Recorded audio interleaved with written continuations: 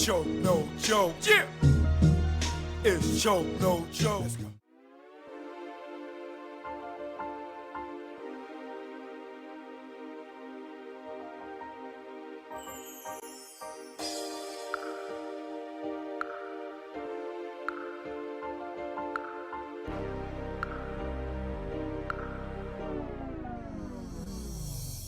Supreme Bigger Figure, Big Cap, The Warden, The Club King. The DJ Johnny Walker Red. MC Frank Jigger, the celebrity's choice. Sean Brophy, sound engineer. Choke No Joke, legendary videographer. Sterling Cox, I was the head of security. Alpha Grenier. My name is V. Omega. Big G. Vim Rock from the legendary Naughty by Nature. Styles P the Ghost, LOX, D-Block. Tech, Smith & Wesson. LB Fan, Mr. Cheeks. The Cool, the DJ, the Red Alert. Kid Capri. The tunnel was a hip-hop nucleus. It was the epicenter. It was the domain, the temple. It was the Mecca. Nothing was that melting pot of hip-hop. They kept the paradigm going. It's almost like what Rucker did for street basketball. The tunnel was that of music industry. My Sunday ritual going to the tunnel was, I'm telling you, your ass better be there. You just pretty much did push-ups. We had to drink a couple bottles of Hennessy, go get smoked. Leave the jewelry and watches at home. Before you even get to the tunnel, you gotta get on the block. You started from 11th Avenue, and when you got to that door, the search procedures was no other. First time I ever heard of take your shoes off, open your mouth was in the tunnel.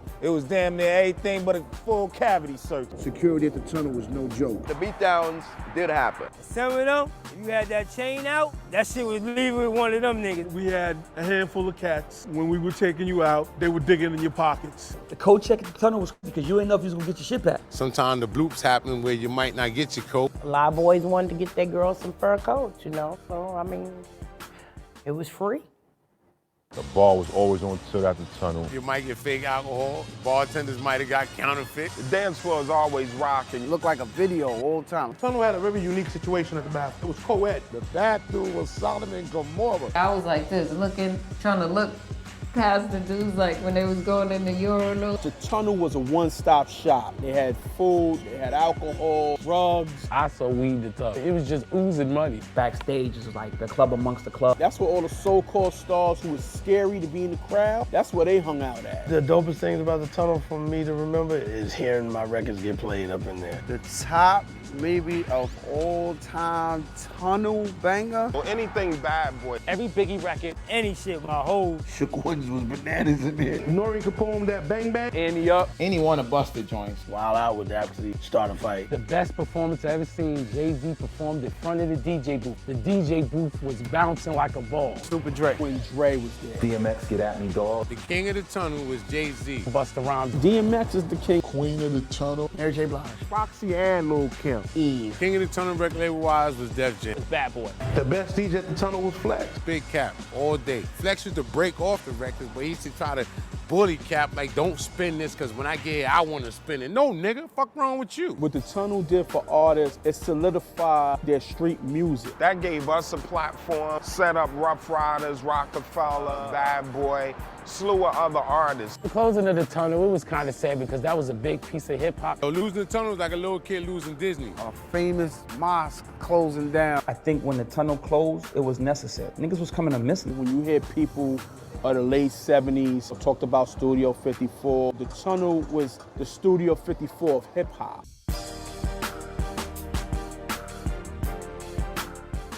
Is this the motherfucking tunnel?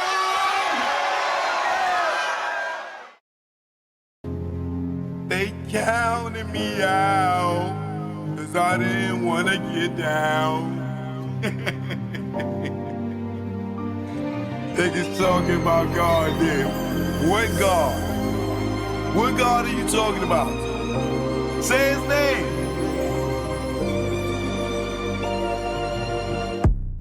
This nigga went Eric Benet. Now the baddest girl won't show her face. You know your ass in the way when she show up to the Rock and Roll Hall of Fame. And you ain't even say her name. Lame, you better say Dame. In the streets, we call you roadblock. Nigga, you shot. Nigga, you block rocks. Like when Chris was about to pop. Like MJ moonwalking like Spock. You abuse your power fast. You killed the thought that's black. Jay told me in no certain terms that, you know, no rapper can really afford to look bad in front of him. So it's almost like we gotta blackball him. Shout out to Jay-Z for seeing the big picture here. Yeah, and it was a hard pill to swallow. Tariq, you kill the weeds, not the seeds that grow the trees.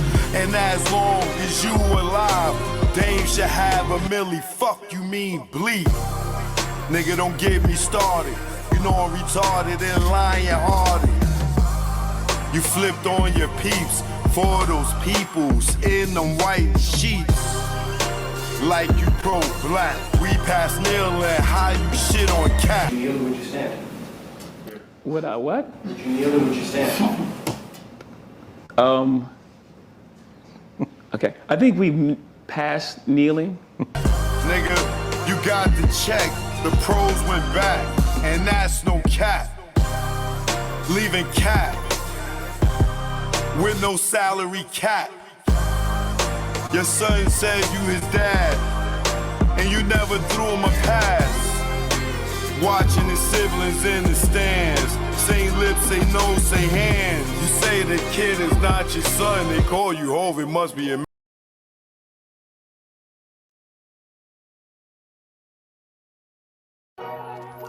yeah. Choke no joke, you know what it is. Learn from mistakes out right now on all platforms. This one right here is for the mixtape. Let's go. Yo, Nas, I ain't do this for clout. I'm just a real nigga trying to figure you out.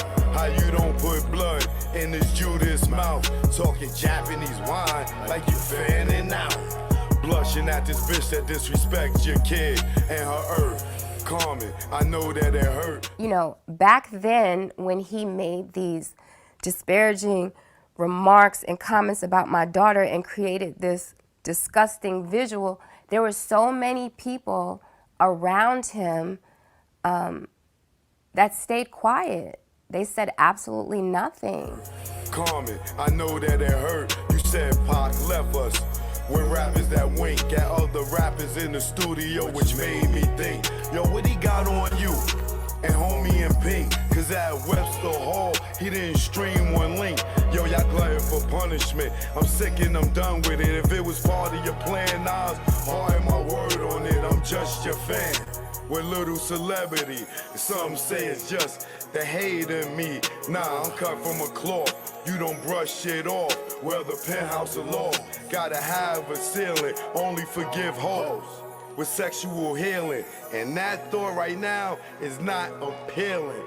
With these chicks, with the dicks like Little Nas X, I'm not a fan. You damaged your brand. Yo, Nas, don't ever do that shit again. I'm signing off. Esco stand. Yeah. Choke no joke, you know what it is. You know what it is. Oh yeah, and you nigga, I ain't sorry for shit. I ain't with your boys' games, nigga, I'm with the shit. Wedge. Webster Dictionary defines the word as a substance that is used for splitting wood or rocks.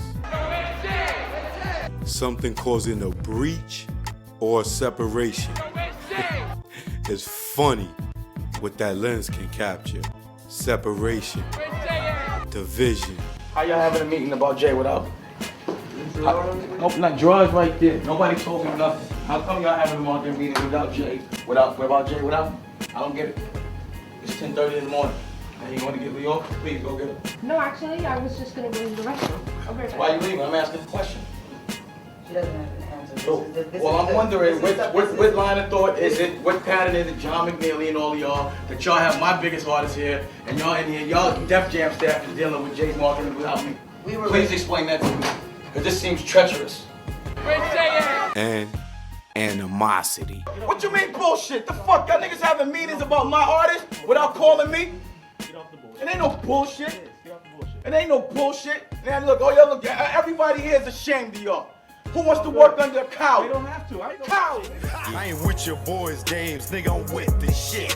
I'm nothing like Nas, I'm with the shit. I'm more like Jungle, wanting to bust your shit. But bro got me on chill. He said I'm illmatic, with the static, with the ratchets. Let's go to Brooklyn, cause he gotta have it. School days, would've called you faggot and smoked you like a Spike Lee joint. Yo, the greatest of all timers, got hit with all timers. You buster, nigga, your mic with the shine. Knockout. Yeah, one-liners, give you a reason to be a one-eye. Without reasonable doubt, you been a liar. You headache, cane, Jazzo inspired, rape Damon. So they trying to take our franchise from us. That's what they trying to do. Make this beef with. They trying to. I bet you they're staging this beef with us. Trust me. Trust me. It was all about the power to, to get rid of Dame Dash, and take Jay-Z to the next level without Dame, and it was, Dame should stop blaming Leo and Todd Moskowitz and start blaming Steve Stout. You know about the Scarface party and all that? How they make sure house song in Puerto Rico? He's gonna be there performing, but they're doing something with them. Who, Jay? Yeah. No. Yeah. He's gonna be out there for that. With the release of the Scarface DVD. Jay's performing for that? And I don't need two lips to blow this like a trumpet, you dumb shit. This is an unusual musical. I conducted you looking at the black Warren Buffett, so all critics can duck sick. I don't care if you see the Lawrence Tucker or you Bill O'Reilly. You only rallied me up for 3 years. They had me peeing out in the cup. Now they about to free me up. What you think I'm gonna be? What? Rehabilitated? Man, I still feel hatred. I'm young, black, and rich, so they wanna strip me naked. But you never had me like Christina Aguilera. But catch me at the West Side driving like Halle Berry or the West. Fuck it. Peace and love, y'all. The black album on the way. And then we doing our party, so. Following Steve Stout's direction. And what was Steve Stout telling you to do? He walked me through how to get rid. His plan was to get rid of Dame Dash. He told you that? That was the plan. Okay. Rape Dame and Chris, they ran the lion through the rock and the fire. Damn, you cold. Built the nation, the prop back home. How you the king of LA when Cube is home? How you bang in LA after Nip is gone? Mr. Smith, yeah, I'm nice with the gift. Two, the double entendres got those two. Your wisdom, knowledge, that I'm king too. I'm sorry I met the other side of you. That's the gift and the curse. I'm Christ from birth, from the hearse to the dirt. Fake niggas claim hurt, so I stay on my bullshit like I'm dirt and never shy. Let my feelings fly, let's go. Cause we all die. Like your beds, nigga, I'm here. Only fear I have is truth not be told. We all get old. It's choke, no joke. Y'all already know. Let's go. Choke, no joke. You already know. Learn from mistakes out right now on all platforms. This for the mixtape. The 50-year-old platinum virgin. I'm not sorry. I'm not sorry.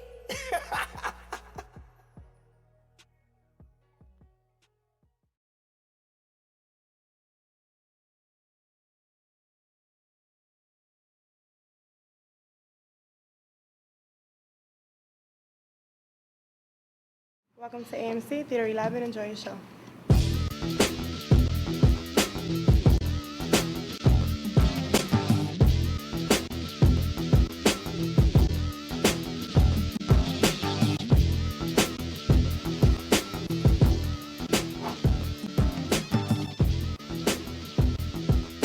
Yo, Lee.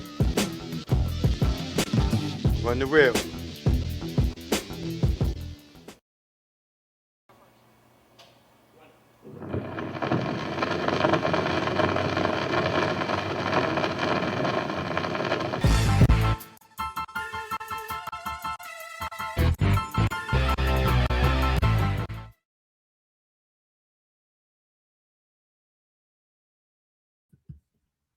Choke, no joke, Chicky choke, no joke.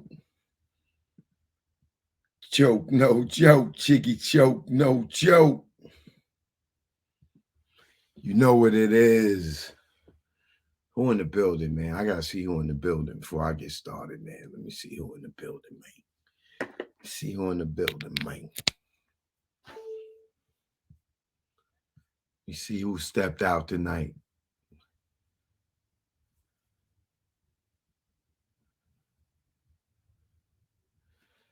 I am pretty black is in the building, KJ. What you saying over here, pretty black?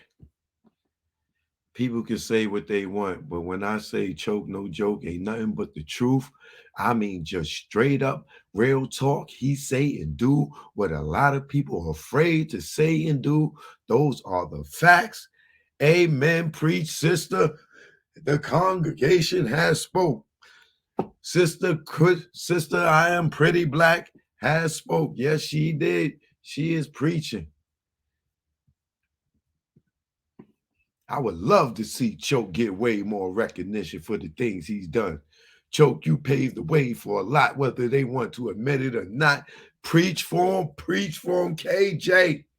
I am pretty black. Amen, sister.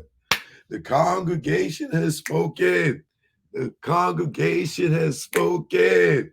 That's right. Take them to church. Yeah, take them to church.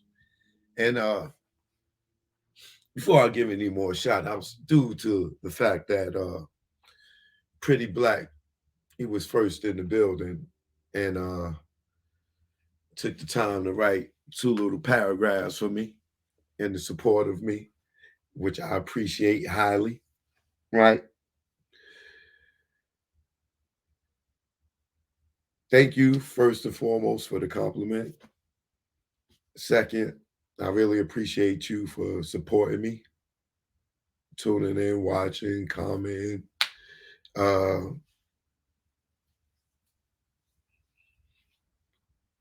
keeping me encouraged to keep going, right? Because, you know, over the night, today, hold on one sec.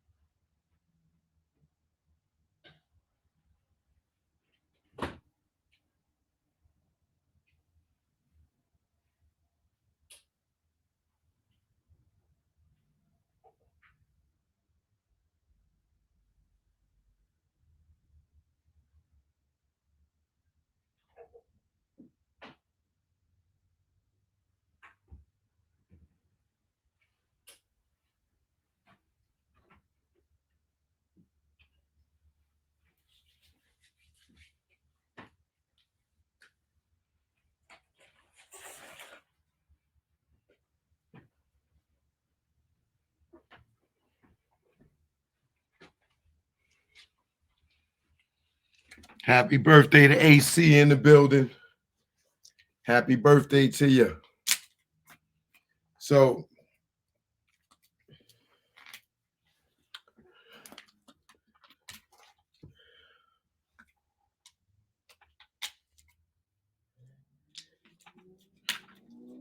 I would like to say that I do get a lot of recognition, and the recognition I get comes from, it may not be my peers within the entertainment industry. There's very few of them that will give me recognition. As you can see, you know, they did this whole 50 years of hip hop, and for what I've done, nobody's done what I've done, especially from the time from when I did it to now. And so when you see that, you know, they don't want to acknowledge it. But when you, the people, can acknowledge it, whether they don't want to and don't want to give me that certain recognition, or public recognition type of thing that you Pretty Black is speaking of. It's because a lot of envious and me not being in any fraternities and all that other nonsense, right? Which I'm not going to get into tonight because I got a whole different thing to talk about tonight. But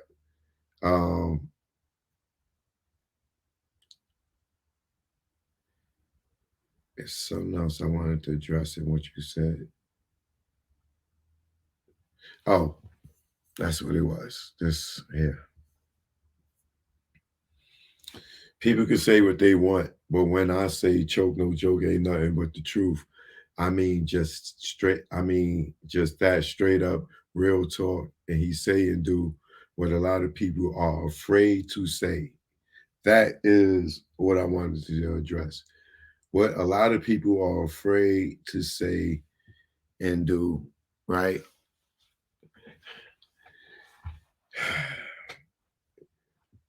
This show tonight, right, falls under that, right? Because I really had to contemplate going further with this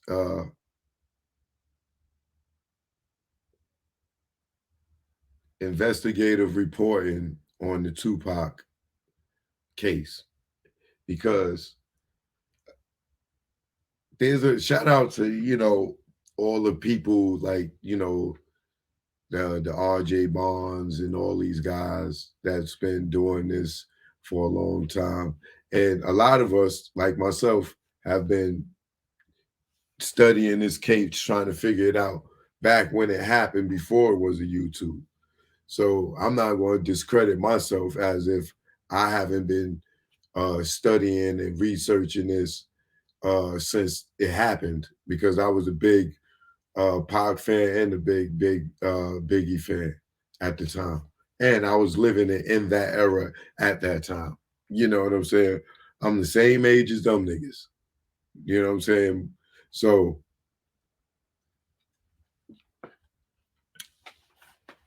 I may have done a bunch of documentaries on it. My thing's been the Tunnel, Rockefeller, this, that, and the other. But I've always had knowledge on the Tupac Biggie cases.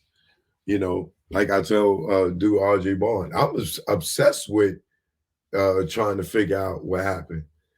And he like, well, I wouldn't say I'm obsessed. I'm like, no, you obsessed too, motherfucker. He made 3 documentaries. That's an obsession, right? Let's keep it real with each other here, right? So, but even with him, he don't have a perspective that I have. You know what I'm saying? And I will call him and talk to him since we've met. And I'm giving him things that he didn't ever even think of. You know what I'm saying? I'm pulling things to him that all these years he's been doing it. I'm like, whoosh, look at this, boom. He like, whoa. So the last information I told him, he was like, yo, good job, good job. Like, so I know I'm great at this, right? I ain't gonna say I missed my calling, because my experience in life gave me this experience to be able to recognize and do great investigative research, you know what I'm saying, or reporting. And so today, over the the more I go down the rabbit hole, the more I see how dangerous this situation is. So when Pretty Black, KJ say it's straight up real talk, and he say and do what a lot of people are afraid to say, is a fact, because I speak to people in my investigating, researching, and reporting, and A lot of people are scared to death of Reggie. Reggie Wright Jr., Reggie Wright Sr. The niggas in California, these niggas, them niggas is like, Reggie and his pops is like the goddamn gooch. And, you know, it's not funny that so many grown men and women and people could be in fear of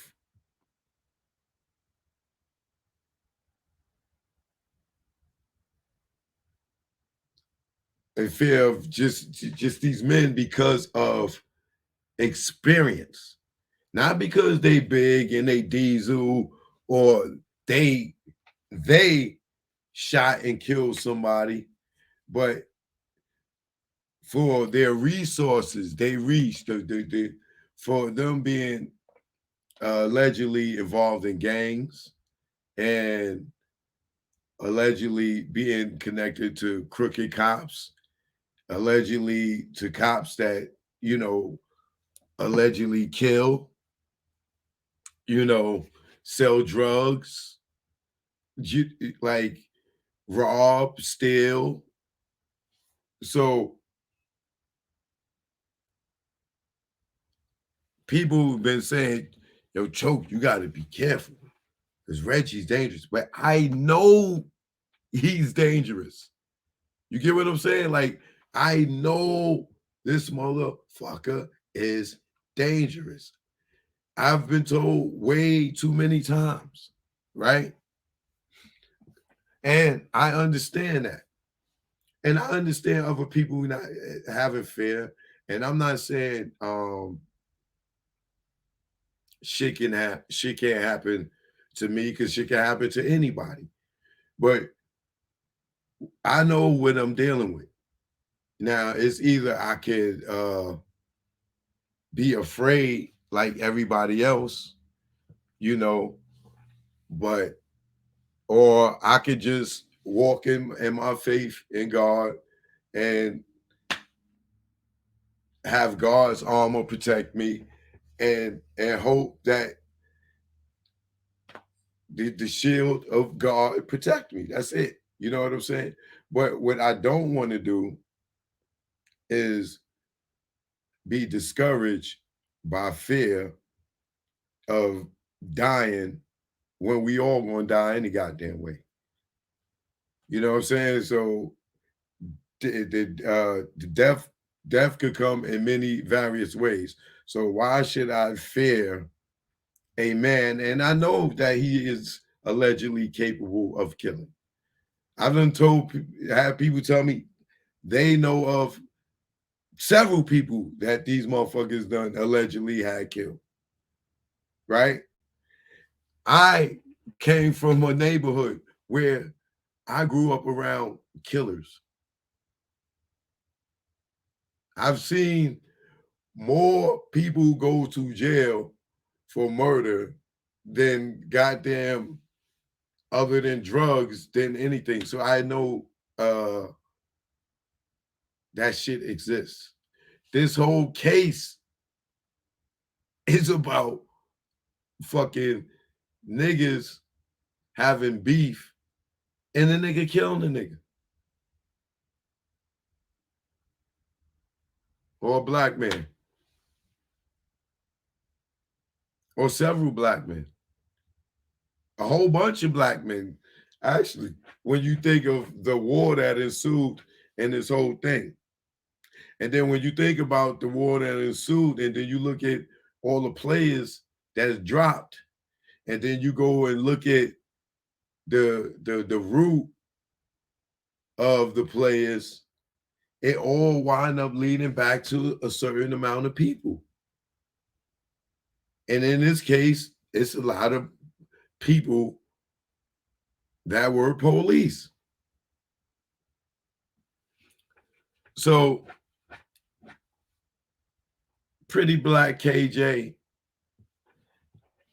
I appreciate those words, because that was a great way to start it. And like I said, I can understand why people are scared, right? But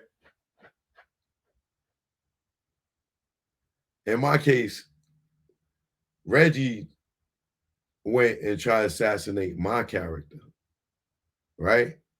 He went in and put out lies and stuff about me to assassinate my character, which wasn't even true, right? And then he got his little white boy, Bootleg Jay, sitting there calling me out my name, and it's all defamation. Now, we could go to court and do all that shit like these bitch niggas be doing, sending the motherfucking cease and desist and all this other bullshit. You know what I'm saying? Or it's all love and war. We could play I could play the same game that he does, but I'm just going to come with the truth. I'm just going to come with the facts. You know what I'm saying? And if I don't know no facts, then it's alleged, but I will show you the research. You know what I'm saying? But I'm not going any of the rest of y'all bitches, because I can understand, you know, it may not be worth it to y'all, but my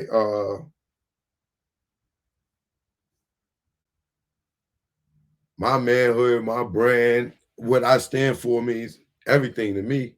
You know what I'm saying? So that motherfucker could be the Grim Reaper, his motherfucking himself. You know what I'm saying? I done been through enough shit in my life, you know what I'm saying, for me to not let fucking fear deter me from me doing what anything in life. I went and skydived to overcome the height of fears, the fear of heights. So I went and jumped out of fucking plane so I wouldn't be scared of fucking heights no more. You know what I'm saying? But ultimately, what I'm saying is, I know there's a lot of people concerned because there's a lot of gangster shit involved in this, and there's a lot of police corruption involved with this. And this is why this shit is so messy and so fucking bloody and dangerous, is because one, the gang shit is built on ignorance, right? We young, we get older dudes to take advantage of us younger dudes who haven't learned the law yet, who haven't learned deceit yet, who haven't learned being taken advantage of yet, who haven't learned that these niggas don't really love you yet. This is why you see motherfuckers drop their flag in their 40s and 50s and 60s. Because in their teens and their 20s and 30s, niggas ain't start really having kids and shit like that yet, and having responsibility yet. Niggas is still ready to die for the homies. Niggas is still ready to die for a block that's been there for fucking 77 decades before they even got on the motherfucking land. And niggas is dying for blocks and street names and cities and blocks that nobody owns. So it's rather you was in a gang or you just a street nigga in the streets or whatever. We was all raised under this umbrella of ignorance, right? Don't snitch. Who created that? A motherfucker that didn't want to own up to their own responsibility. That's who created that. Somebody doing wrong and don't want to face the consequences of their wrong, and will allow somebody else to deal with the repercussions of their actions because they may have not been seen doing it, or they may have gotten away. So becoming a tattletale, even by the hands of you going to jail is wrong. But the person that committed the crime, they will allow somebody else to go to jail for them to not deem a tattletale, a rat. And in some cases, unless you were acting in concert with this person, you're not a fucking tattletale. You're not a rat. You're not a snitch if you was not a part of the plan. But somebody created this thing that you can't tell what you see, even if it's your family member, your best friend, your schoolmate, your co-worker, your label mate. No matter what it is, you were programmed not to tell what you saw because you will be less of a person when you could be helping to solve a crime or making somebody pay for their actions, and then you don't tell, and then they go do it again to somebody else until they become a serial killer because they got away with the first one, right? So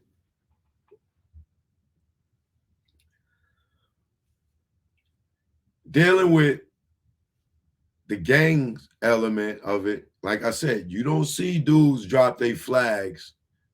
Well, don't get me wrong. You may get a dude that's flagging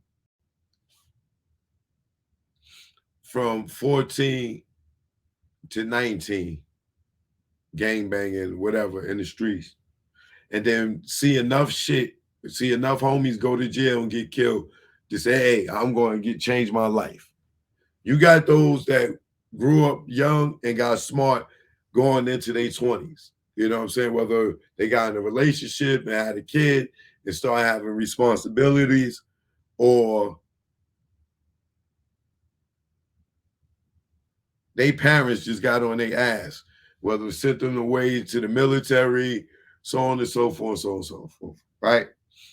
In California, it's not like any other city, state. Los Angeles ain't like no other city, right? Whether you Los Angeles, South Central, Compton, Long Beach, Inglewood,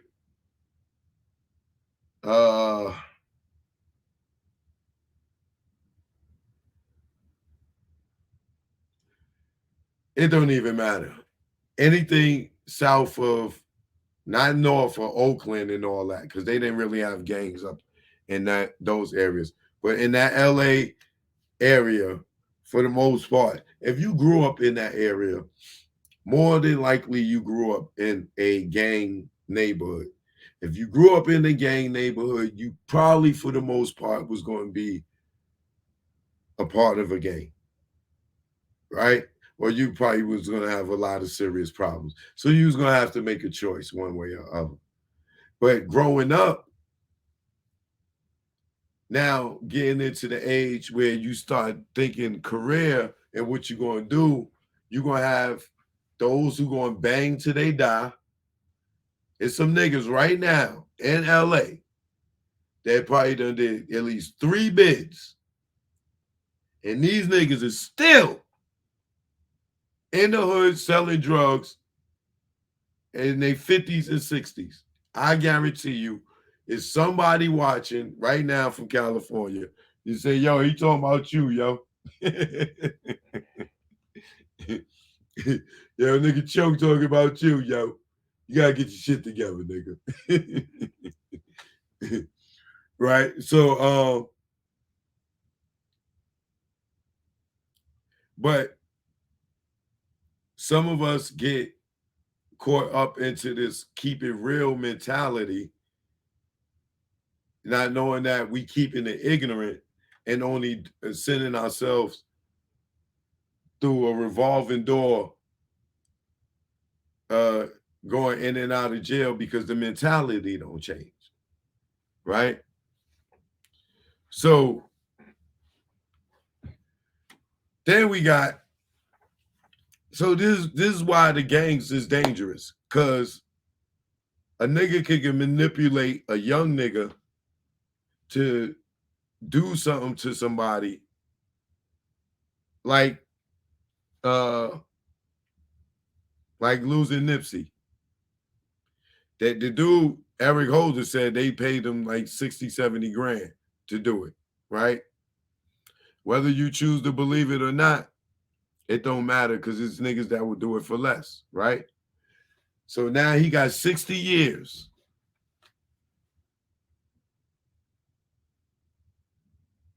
Every year, a year for his set.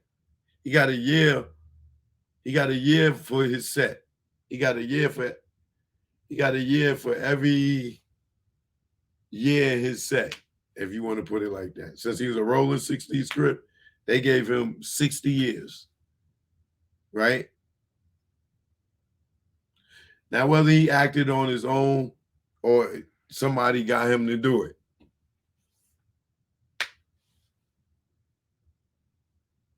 nobody gives a fuck about that nigga, right?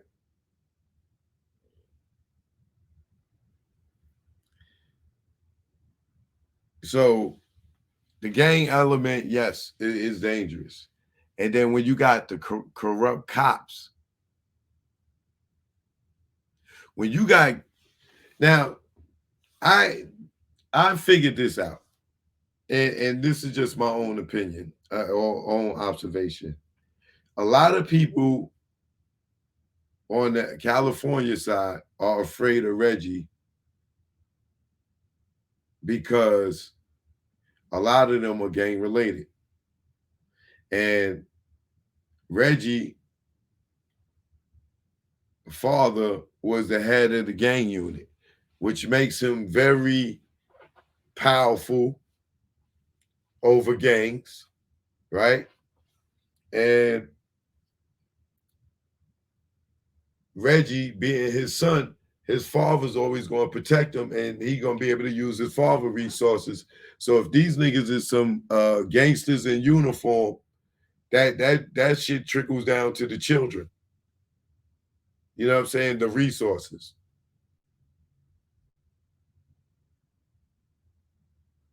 So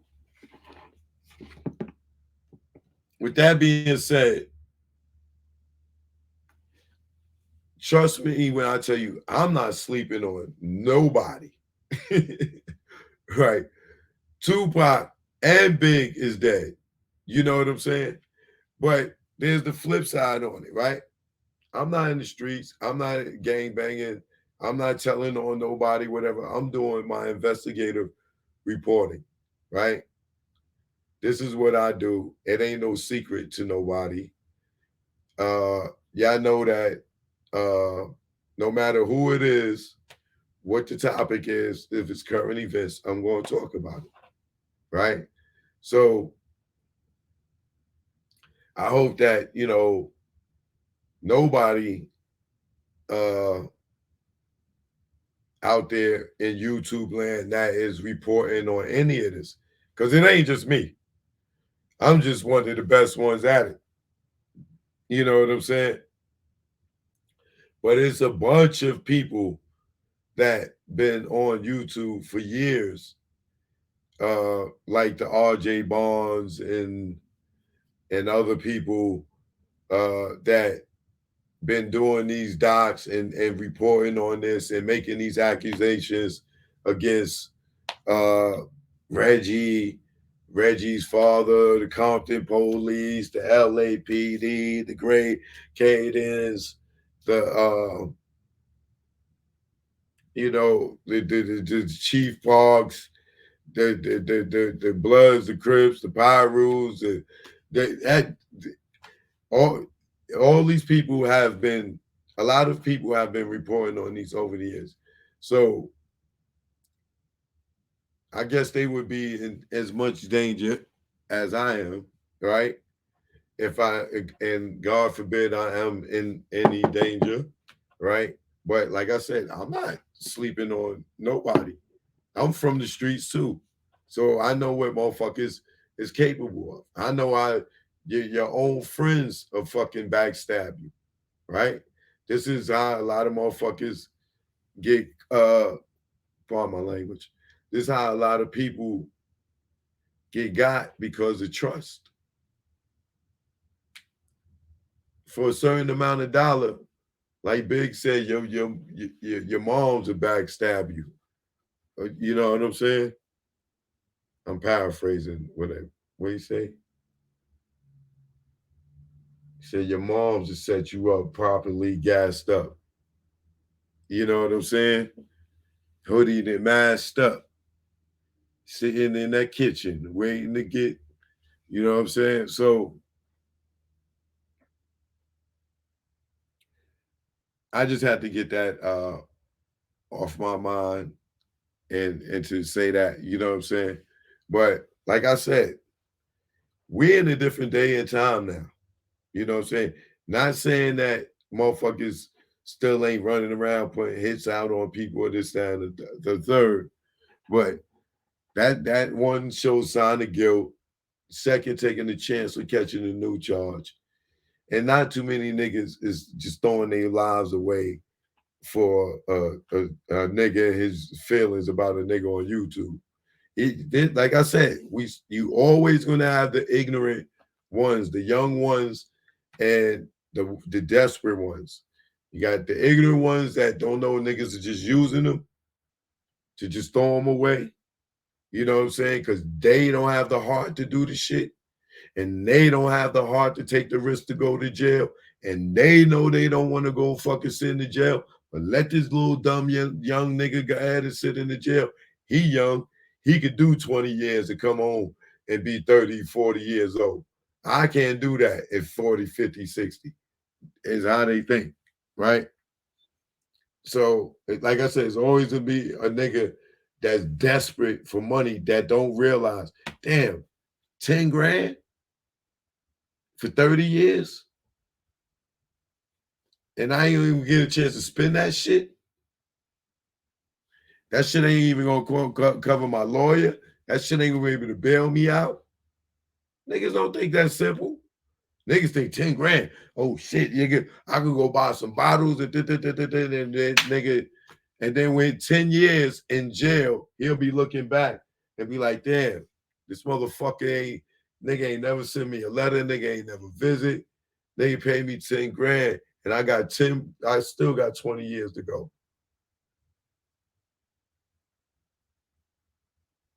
And then nigga come home after, when he went in, when he was 20, nigga come home when he 50, and niggas throwing him a real nigga party. Yo, my nigga, you was solid, nigga, yeah, yo. And then celebrate a nigga for killing somebody. That's our culture. A nigga go to jail for killing somebody, and motherfuckers will celebrate him for taking a nigga life when he come home. Celebrate him. Parties, this, that, and the other, money, this, that, and the other. Let a nigga come home from college, see what the fuck he get. Nigga that graduated from college, when he got his bachelor's or his master's, been going 5 years. See, let him come home. Niggas are, oh, what you smart now, nigga?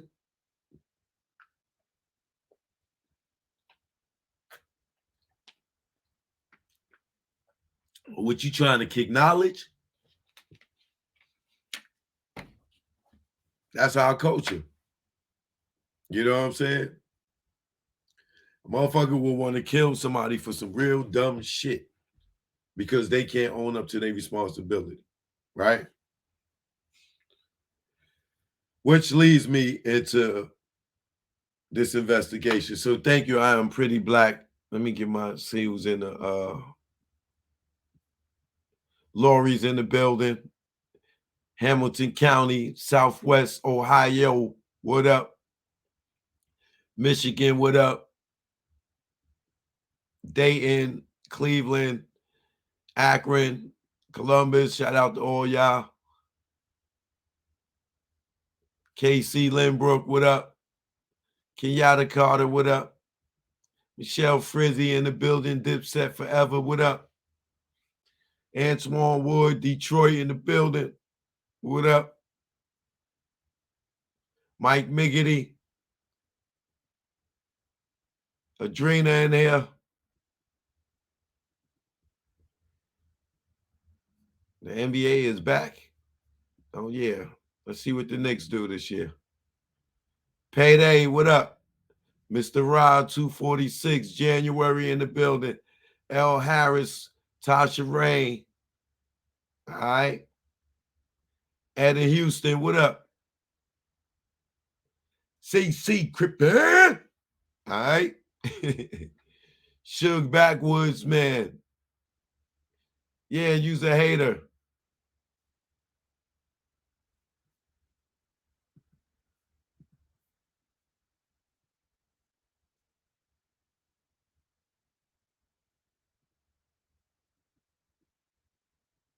Terrell. John in the building. Lee Smalls, made in Philly. What up? Teresa P in the building. Sharon Taylor in the building. Dr. Ben in the building. Judah Royalty Reese in the building. What up, Reese? My guy, Justice for Pac and Big in the building. You're going to enjoy this one. All right. Terrell, Queen Sight. I'll give some more shout outs later because there's a lot of y'all coming in now. John Paul, what up? J Dot, what up? J Marion, what up? TS, what up?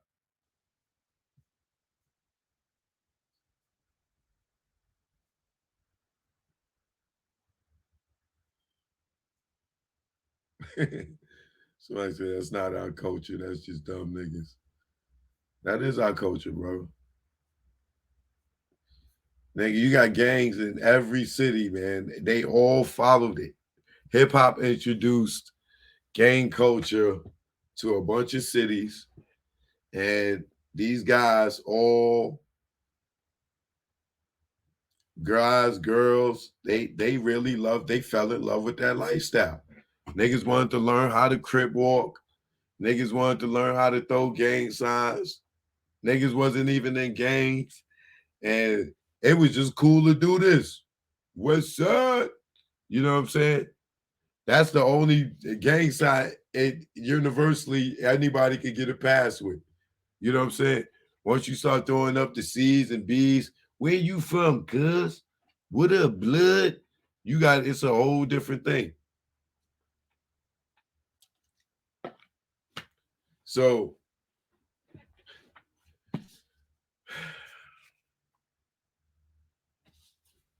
there's so much to go to, right? Now,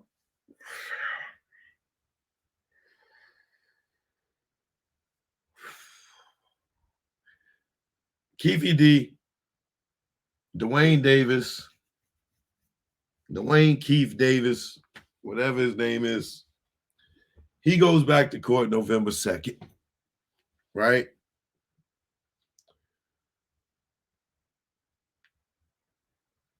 This will be the time he will finally have his arraignment. He had 2 court appearances, and due to lawyer issues, he didn't get arraigned.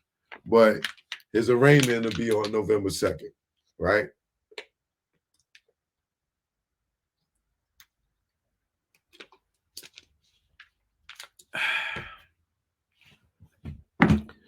I'm gonna have to put up my my board once again. Oh damn, I ain't let them know I'm live on Instagram.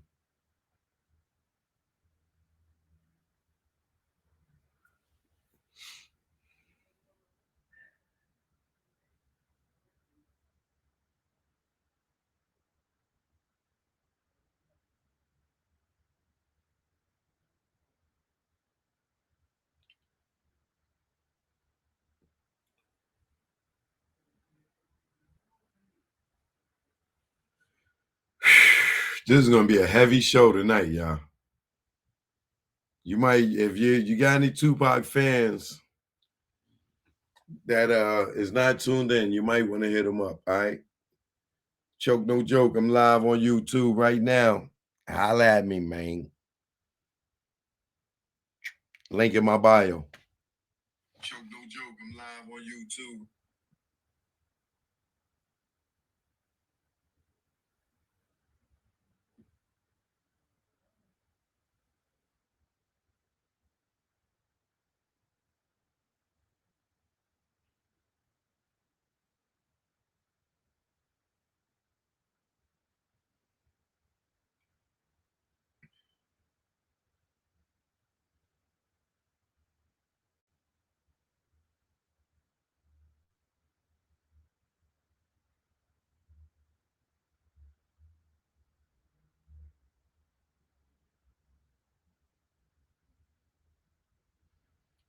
All right. So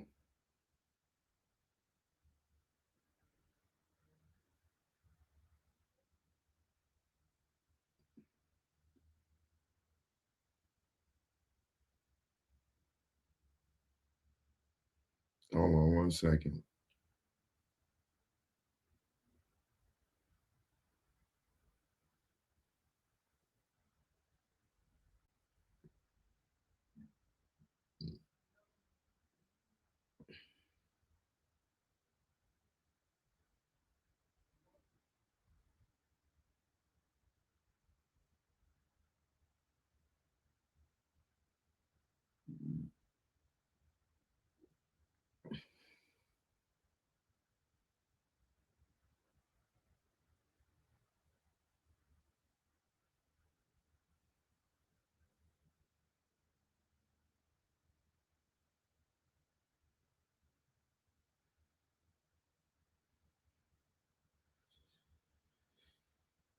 This.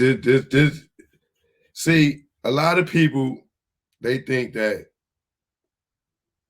they solved the case, right? You got the Great Cadence, the Vlads.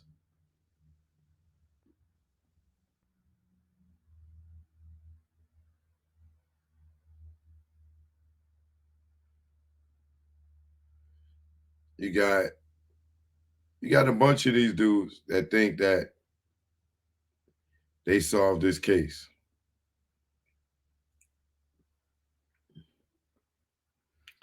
Tonight, well, things already took a turn on the show that I did yesterday. But tonight, I'm going to give y'all more of what, I'm going to paint the whole picture, right? For y'all, even for myself.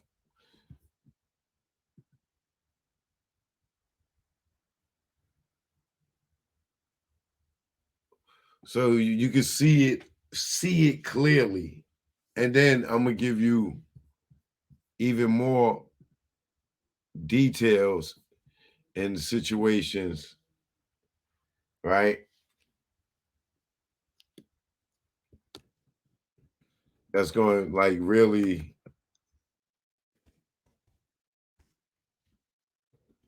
give you a better understanding. And I wish I would have saved this before, so I wouldn't have to type it all over again. But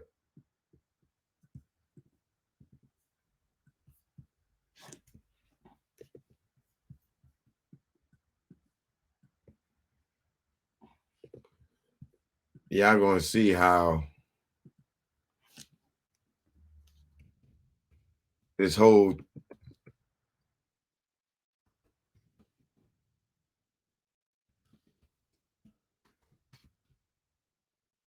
this is going to show you how this whole thing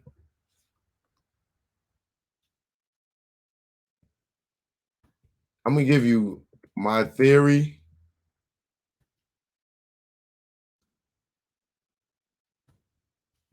and give you the facts.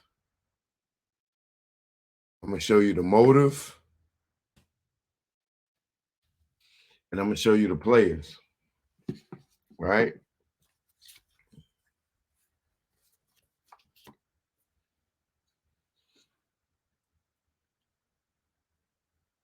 So now let's see.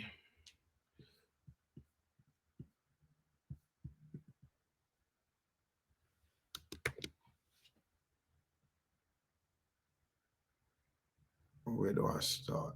Let's see.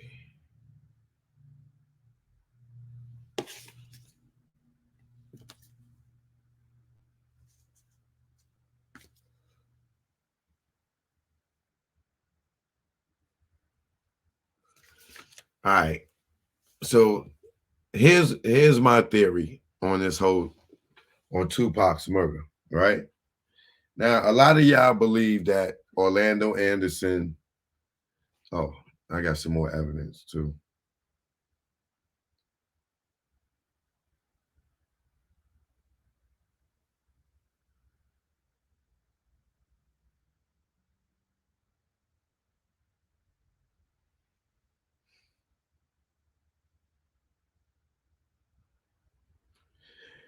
Didn't I tell y'all, get ready for the DJ Envy's car auction? Look, Envy selling his cars already.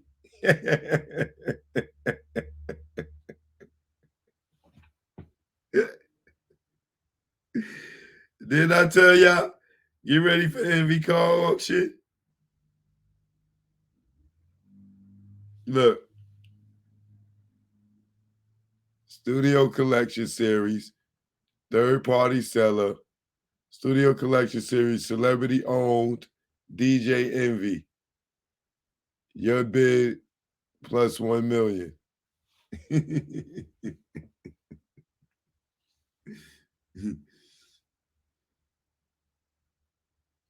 Your man. Oh, hold on. I need to get these receipts up here.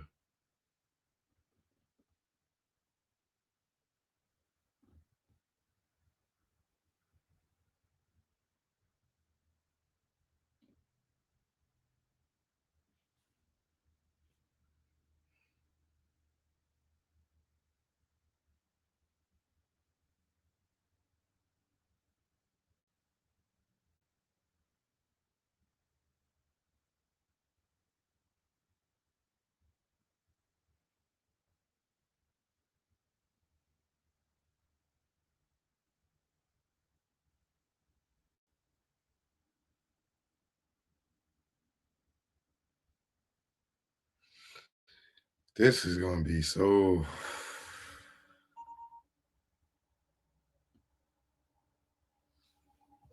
Like I told you, I've been really debating on this one. Because this rabbit hole to Tupac's murder.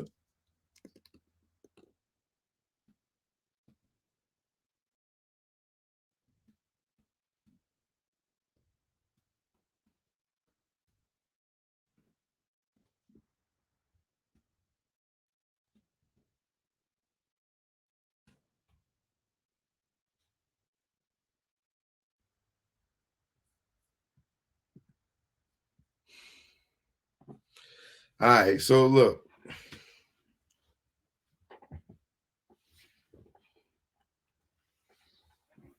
How do we get here? Right? And I'm going to open the phones tonight. Where my phone at?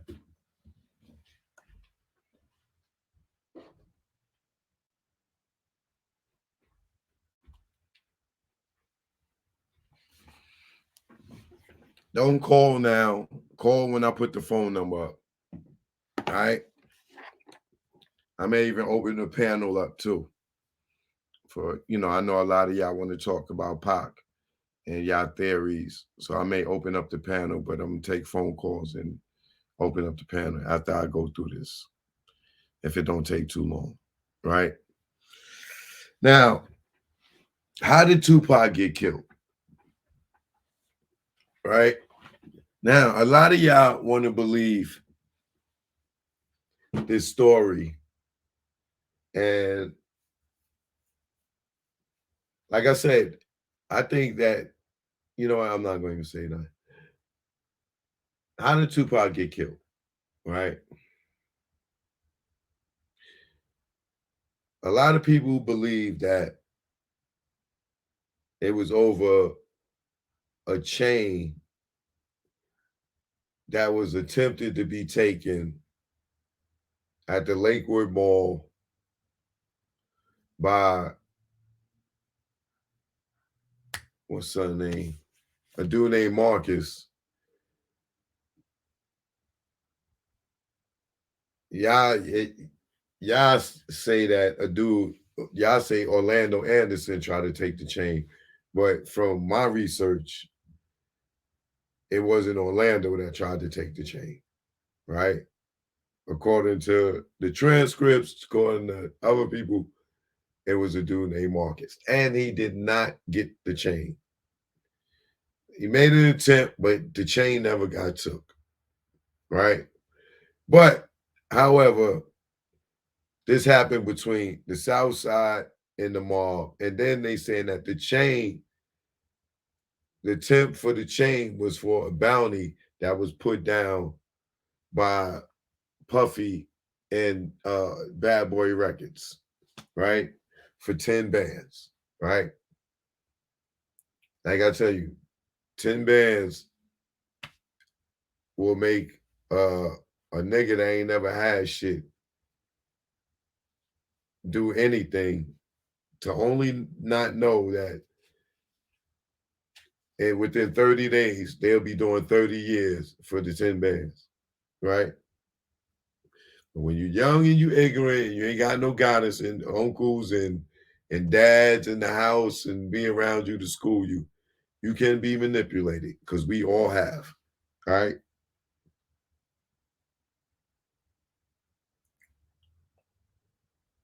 So now this story at the Lakewood Mall makes its way to Vegas, right? In Vegas, Pac, Suge, Death Row, however you want to look at it, went to the Mike Tyson, Bruce Seldon fight. As they come out, one of the guys that's in Tupac's entourage, Trayvon, says something to Pac, which sends Pac over to Orlando Anderson to jump on him over at the fountain over in the MGM. And the fight happens. Pac and them go back to their hotel room. He go back to his hotel room. She'll go home. They switch up. They link back up.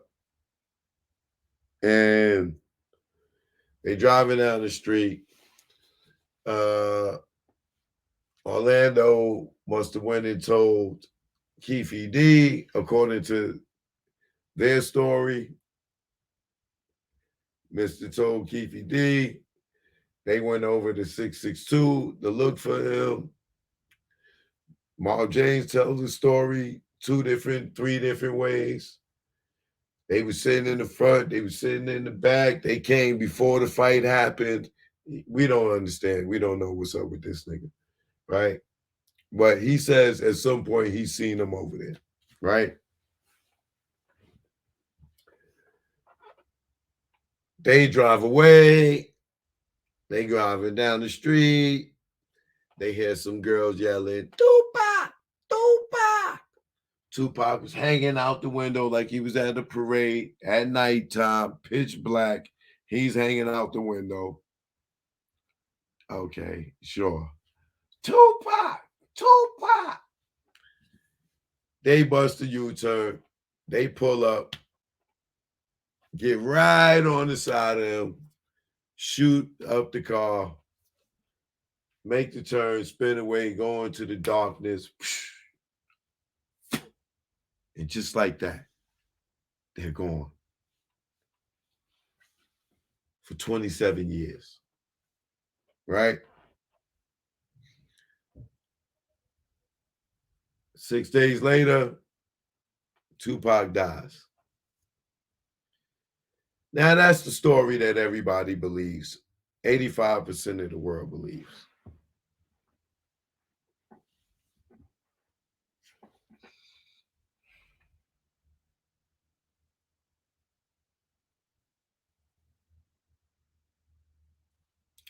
If that's the story that you heard for the most part, type the number 1 in. If you heard something, anything of it different, just type 2. It don't matter what it is. Don't say what it is. 1, if that's the story you believe, the Orlando Anderson chain story, type in the number 1. If you don't believe that story, type in the number 2. Thank you.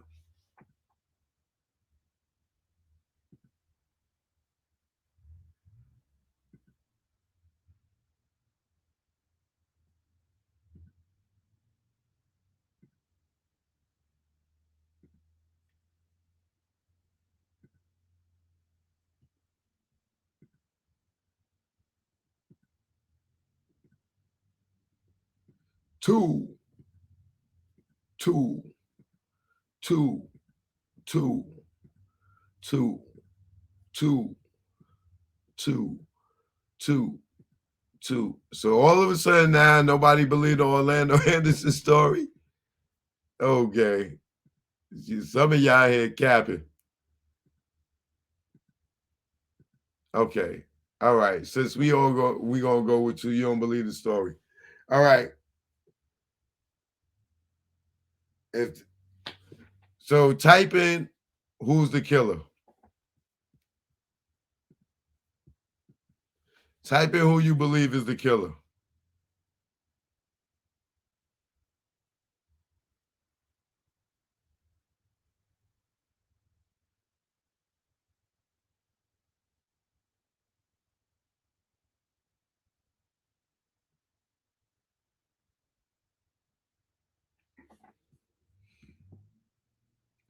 The police.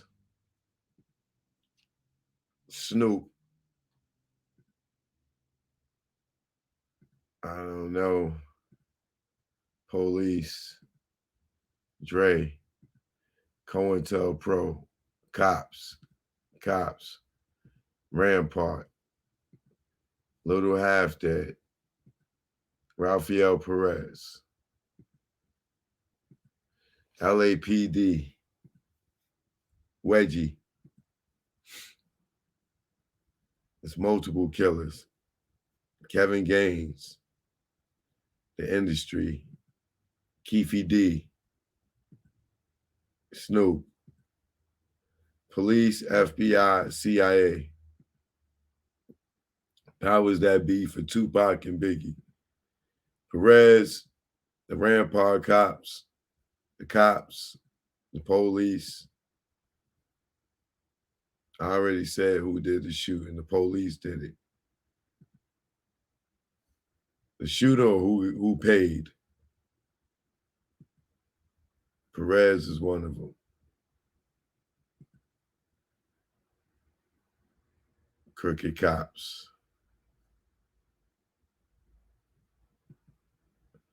Little Half Dead. Wedgie Reginald White.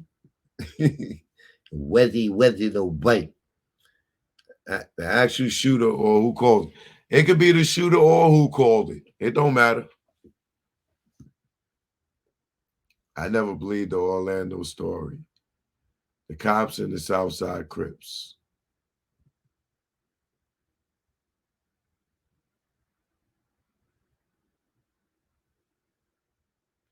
How many Southside Crip members went to Vegas, and where were they when homie got jumped? They left cuz slipping, cuz. Well, collaborative effort of the industry. Perez and Mac, no one. Amir Muhammad, he's in Cuba. All right. And then my last question will be,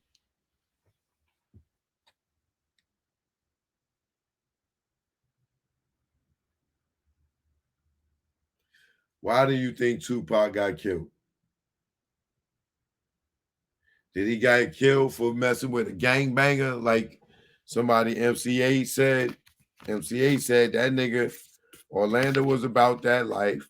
He jumped on the wrong nigga and he got dealt with. Yeah. You know. So who do you think why did Pac get killed? Is it because he jumped on Orlando? What was it?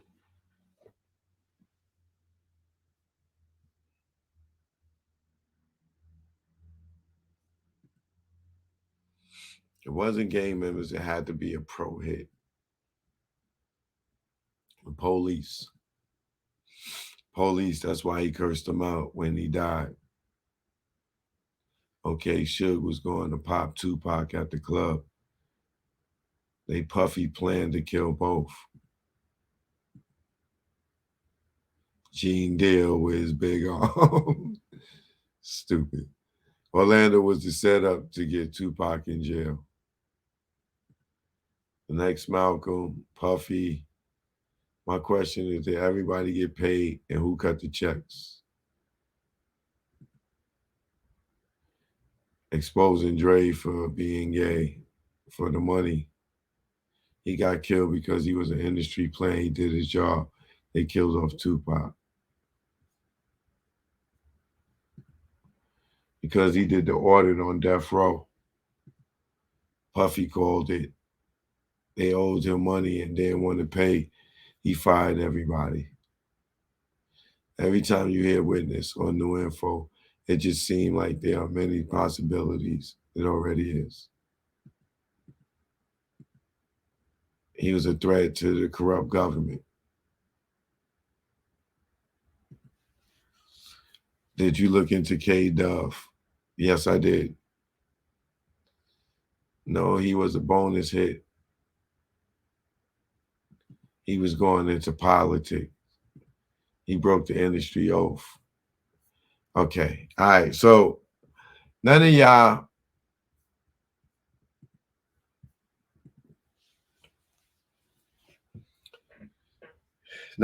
came with what I came up with, which is good.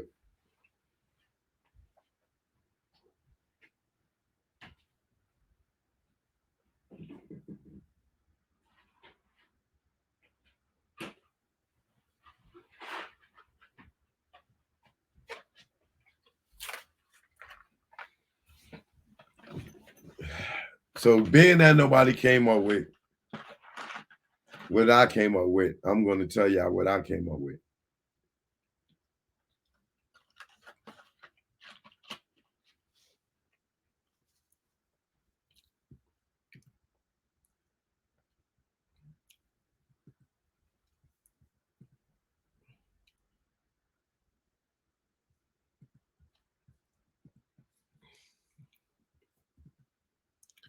I'm going to take y'all back to my diagram.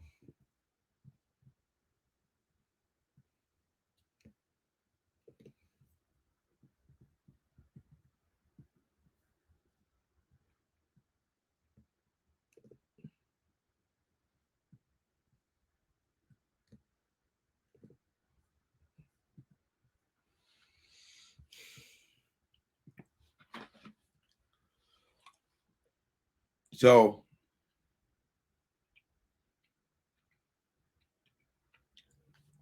what I believe happened here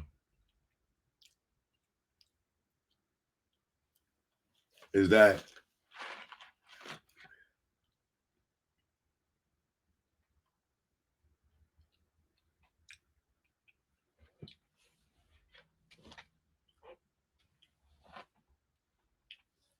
Tupac got killed because initially the hit was out on Suge. Right? They really wanted Suge.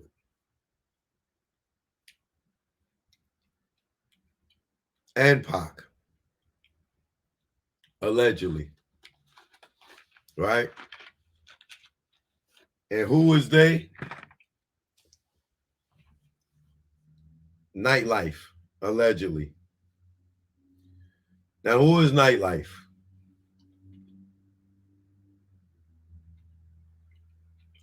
Nightlife is Sharitha Knight and the artists that she managed and the relationships that she had, right? Which would be her number one client,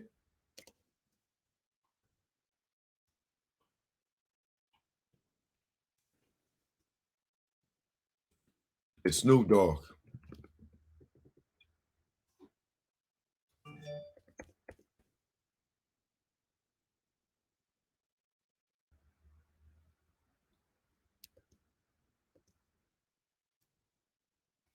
Dog Pound.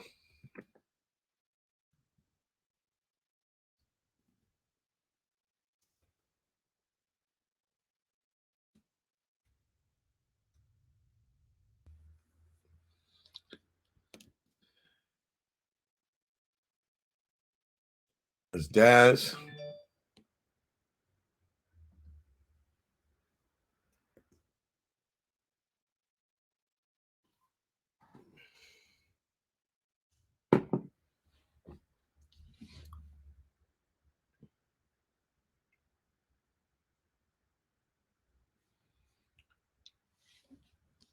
Over here, you also got Little Half Day.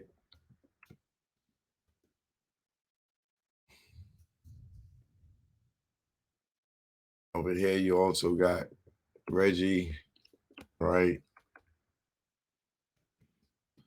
Junior.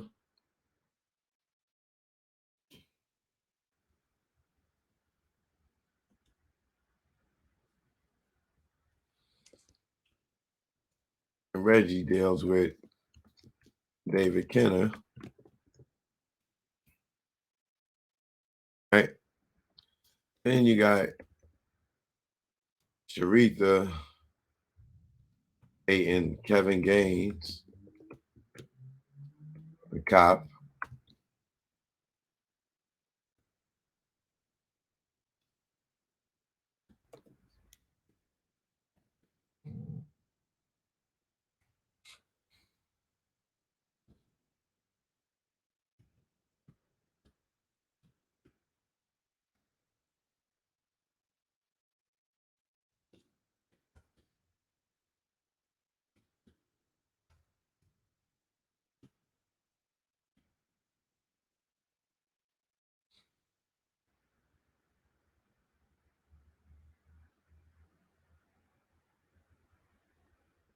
Right. So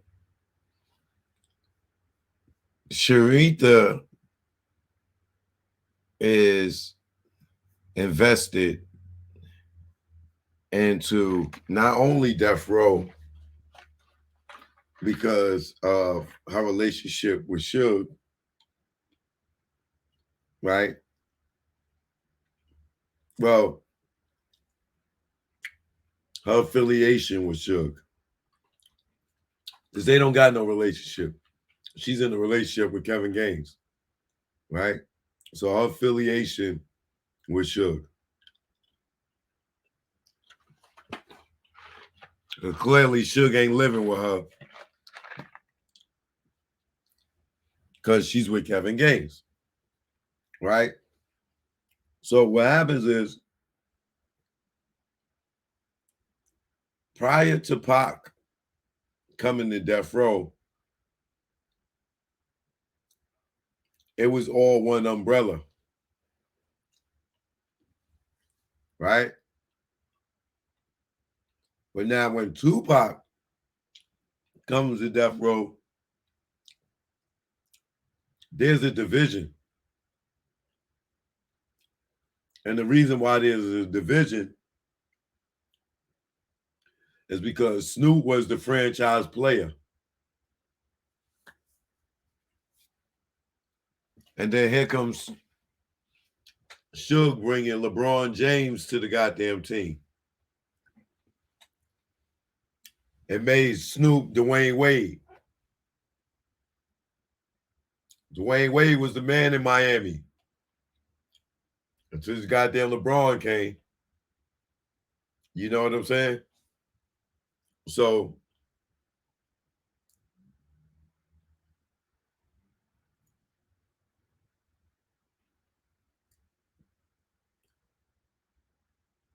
you got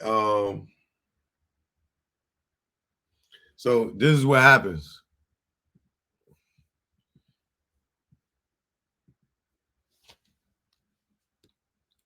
You got Tupac, got the Outlaws.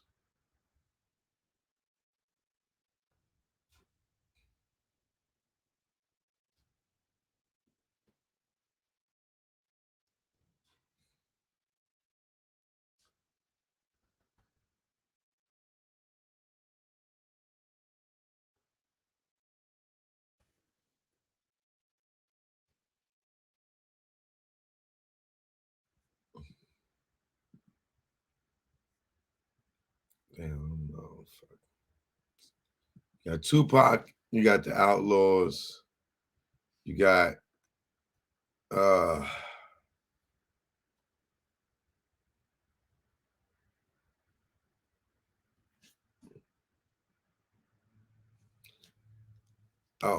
that's what I left out over here. You got MOB.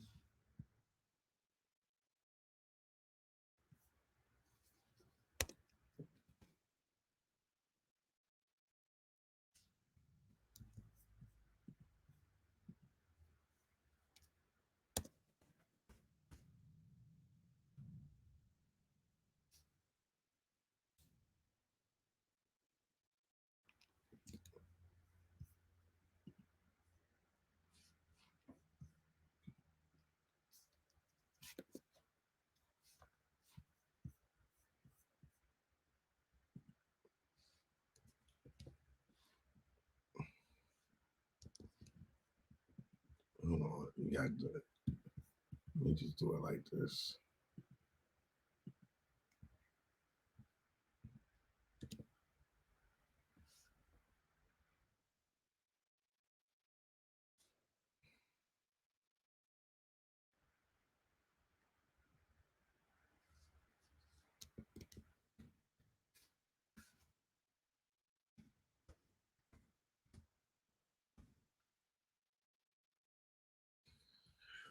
Oh, you got the Outlaws, you got Mar P. Oh, right here, I want to put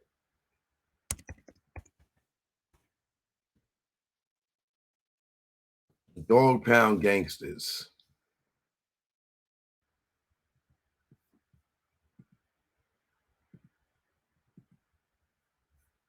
Right? Let me just put everybody's name right here. You got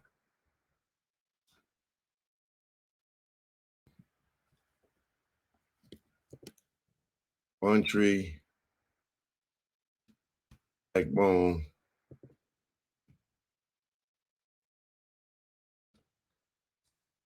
who else? J-Dubb.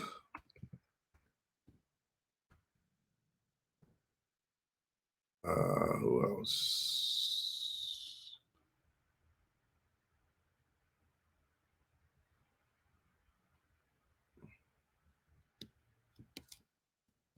David Kenner goes on both sides.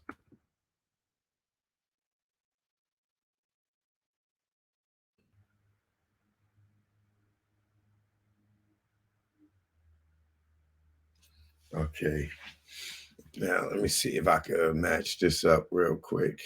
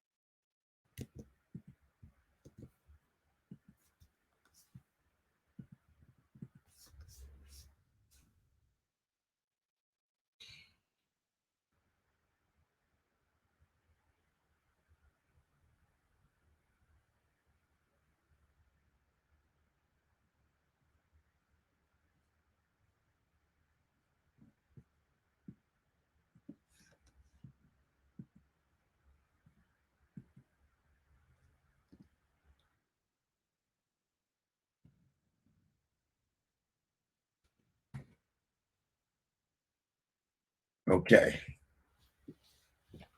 Now, check this out.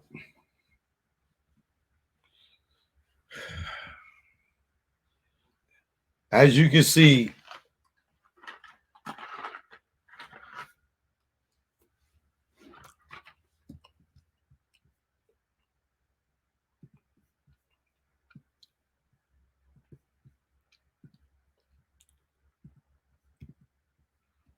right? As you can see here,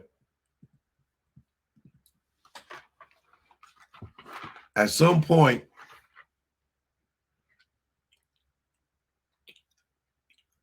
Death Row split up into two parts. It was Nightlife and it was Death Row Records, right? The split happened when Tupac came to the label because Snoop was the franchise player, right? When Tupac came to the label, it caused a friction. Now, prior to Death Row, Snoop and oh shit.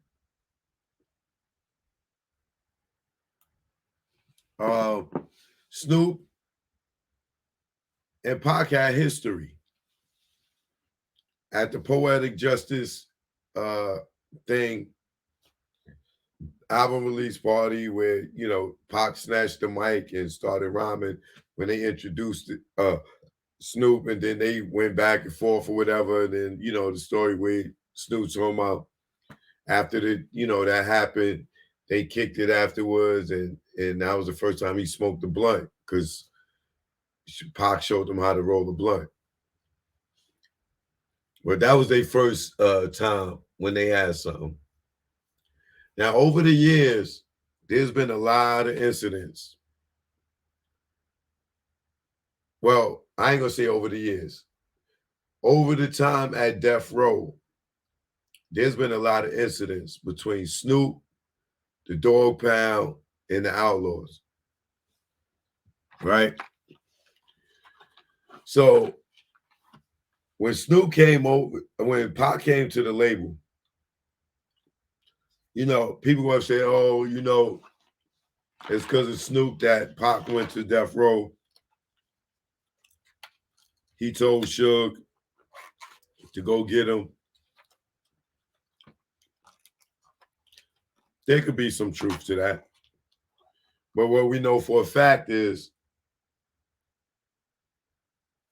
the girl Keisha that Pac was married to at the time, she kept calling up Death Row because Pac told her to try to get to Suge, so, you know, he could try to get Suge to get him out. So she's the one that made the contact to Suge to start the conversation. So even though Snoop may have suggested it, it happened when the girl Keisha finally spoke to Suge and hooked her and Pac up, right? So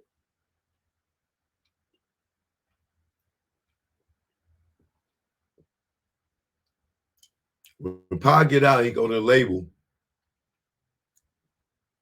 At this time, Snoop is working on his next album, right? Let me see what year.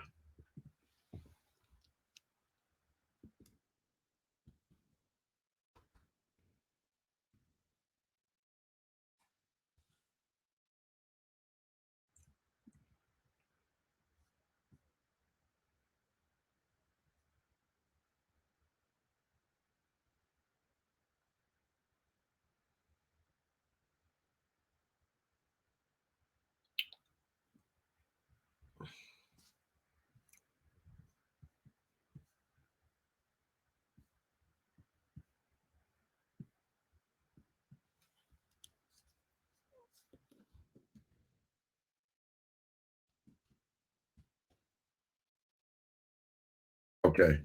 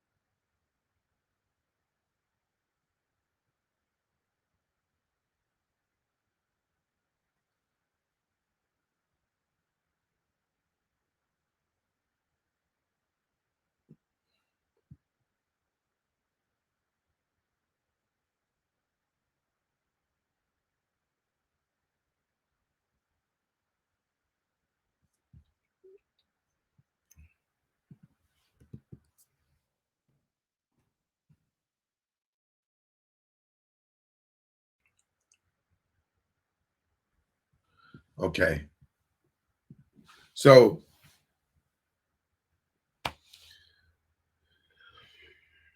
I had to get this timeline together.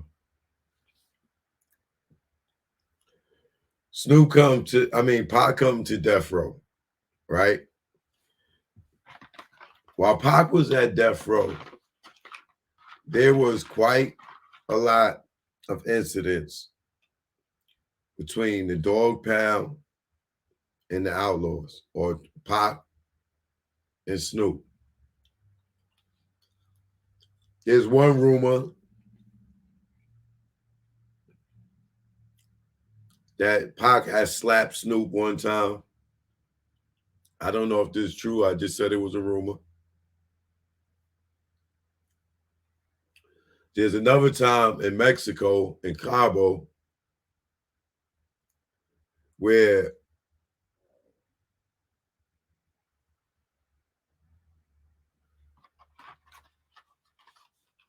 Pac got into it with Daz and Corrupt.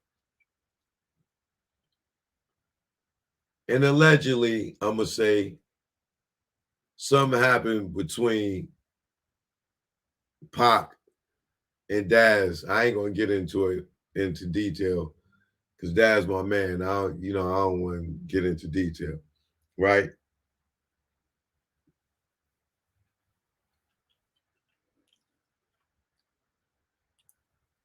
But there's something that happened in Mexico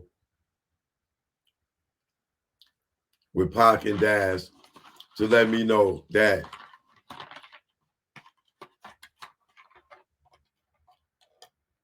the Dog Pound Outlaw beef was a little more serious than people would think.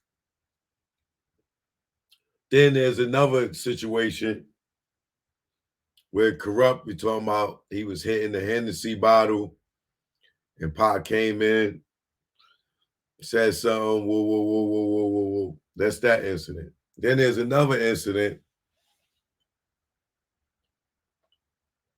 where Napoleon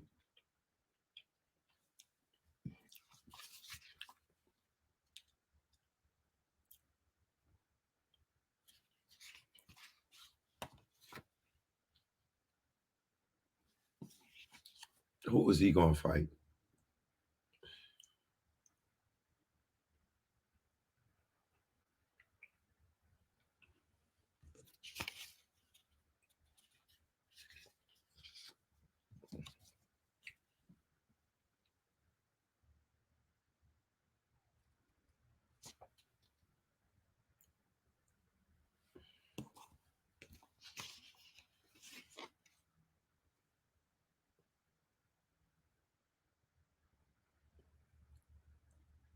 Napoleon was gonna have a fight with Keith Khan.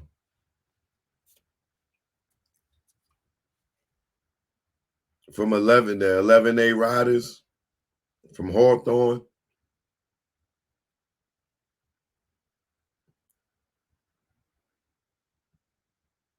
That was Slick Capone, rest in peace. I think, what's his other dude named? Tone Bomb, rest in peace. Keith Khan. Napoleon tried to put a cigarette. They was down with the dog pound. Yeah. So when you see on that list, right, the blue list, yeah, I know the blue is symbolized the Crips, not all Crips, but in this case, the Long Beach Crips for the most part, and the Southside Compton Crips. Like I tell you, there's all Crips and all Bloods don't fall under this death row nightlife beef, right? Alleged beef, right? So Napoleon or Muta, he tried to put a cigarette out on one of the DPG dudes' face, right? And, you know, he tells the story about how Pac and Snoop both came out and shit. Like, Pac came out one side of the studio, Snoop came out one side of the studio, and, you know, niggas wanted to get it on. So he was like, yo, let's line it up. He was like, Napoleon told Edie to fight Daz, Pac to fight Snoop. He was going to fight Corrupt. You know, they was trying to line it up or whatever. And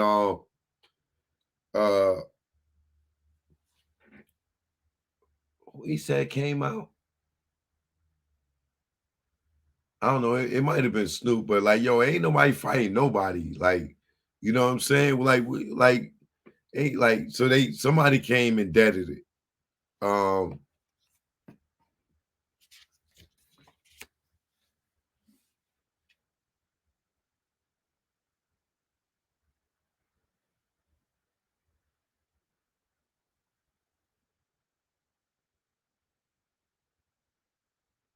Oh, he said a dude named Speedy.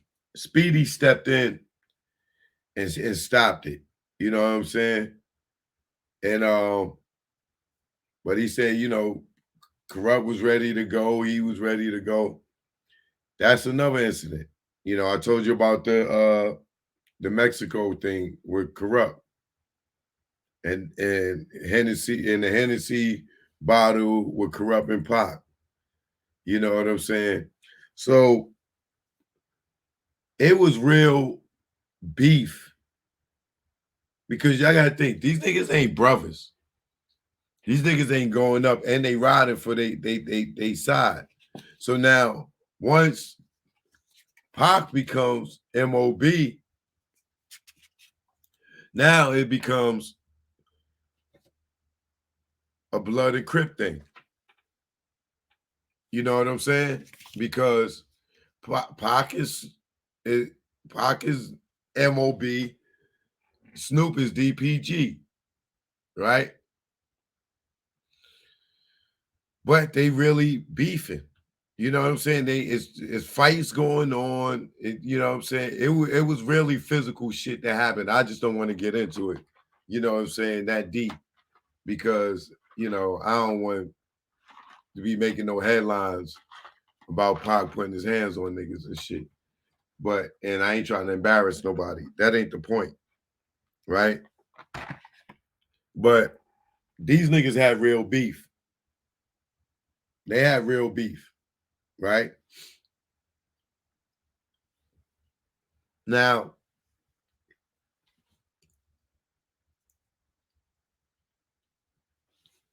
this is the part I hate to do,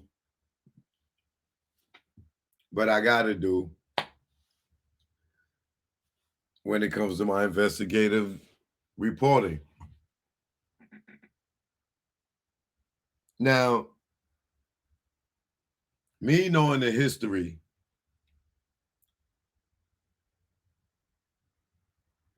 of Pac and the Outlaws having beef with Snoop and the Dog Pound, I look at the whole thing different now, right?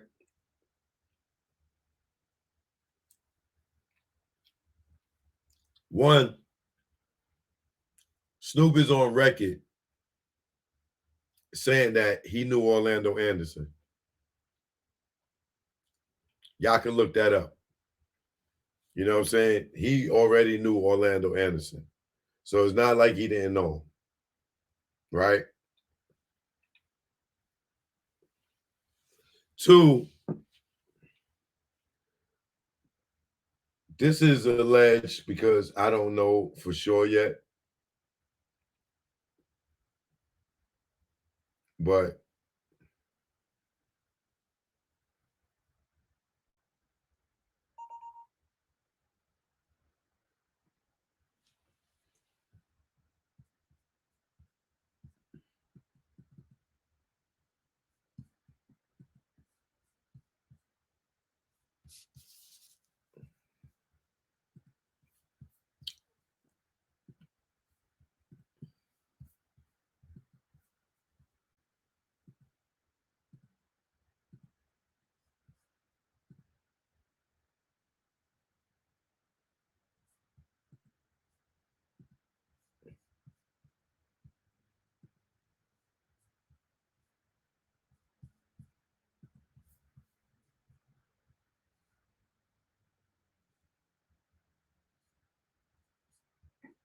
damn, what the fuck happened?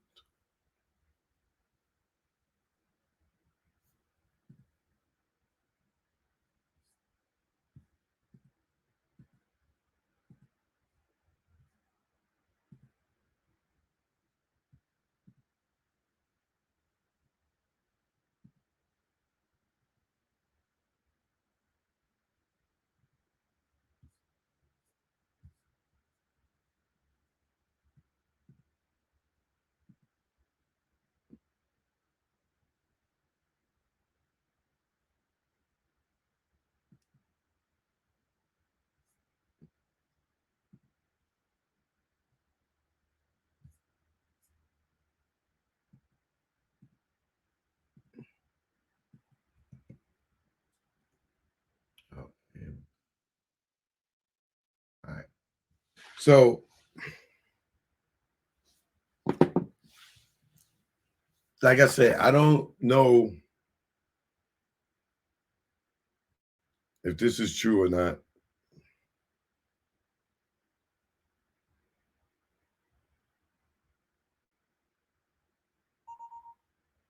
I still got to look more deeper into it. But maybe some of y'all know. So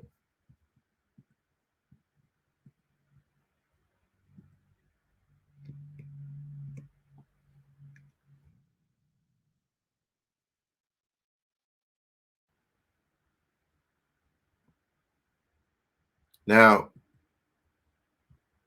right here,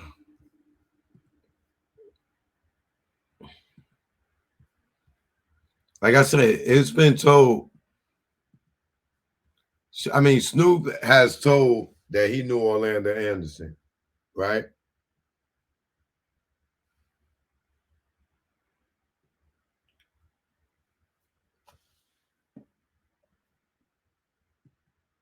They saying that Big Dre, this is Dre here,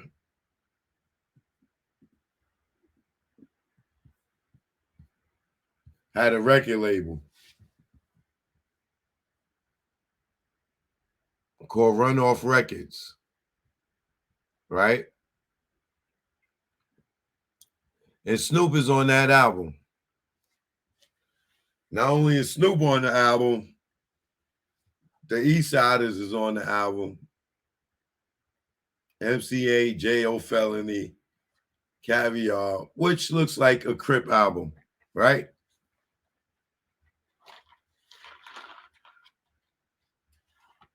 Y'all follow me? This is supposed to be Big Dre.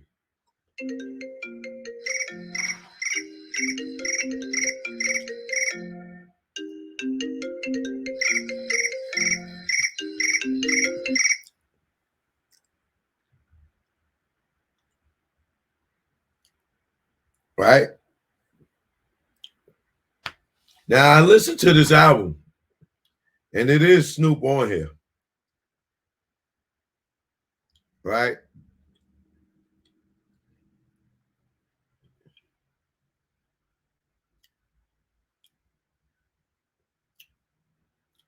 So I just want that to marinate in your head. If this is true, if this is Dre's label, Snoop already said he knew Orlando, and Snoop is on Dre's album, right?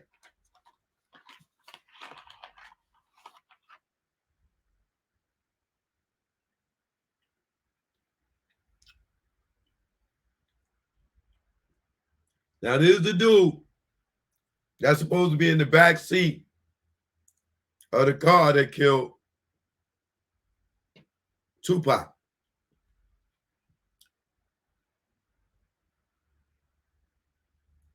Are y'all paying attention?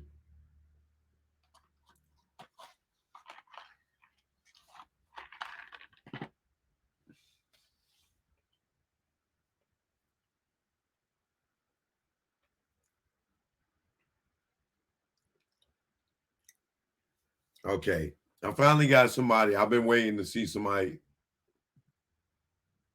say something. Okay. Now, this is the guy that now that they want to move the goalposts and say, oh, it was a big black because Suge said it wasn't Orlando. Now they want to say it's Dre. Right? Well, this is Dre. Do you think that Snoop will go do music or business with the niggas that killed Tupac?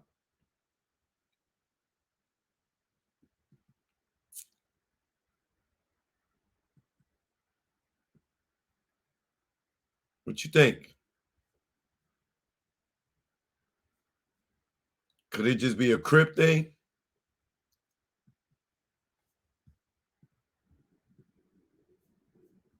He said he knew who Orlando was, right?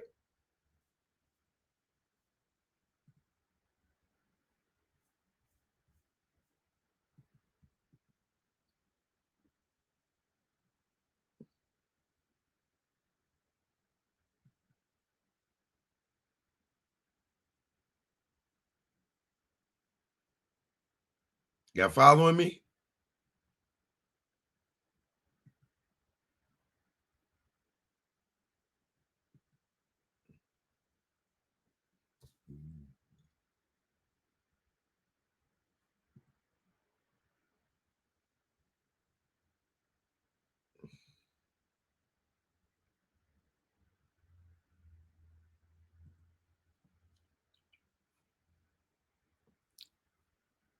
Yeah, Kevin Gaines was Snoop bodyguard before. Okay, now. All right. Now that y'all got this, right? Now, keep in mind,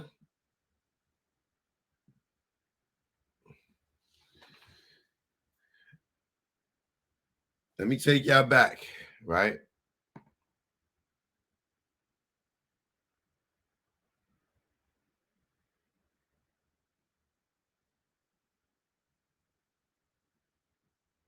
Let me take y'all back for a second.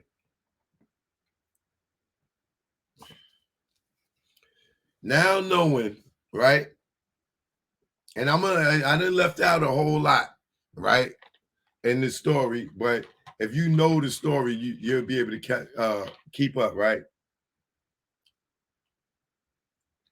Y'all can research Snoop saying he know Orlando. Y'all can research and see if that's Dre's album and if Snoop is on Dre's album, right? Which don't mean shit because it could be just a Crip album because that's what it looks like. It's all blue. It's all Crips on it. It could just be Crip love, right? But it is ironic that he knows the dude that who's allegedly blamed for killing Tupac, and he did music with them niggas, right? And him and his whole crew, right? Now, let me take you back to the list.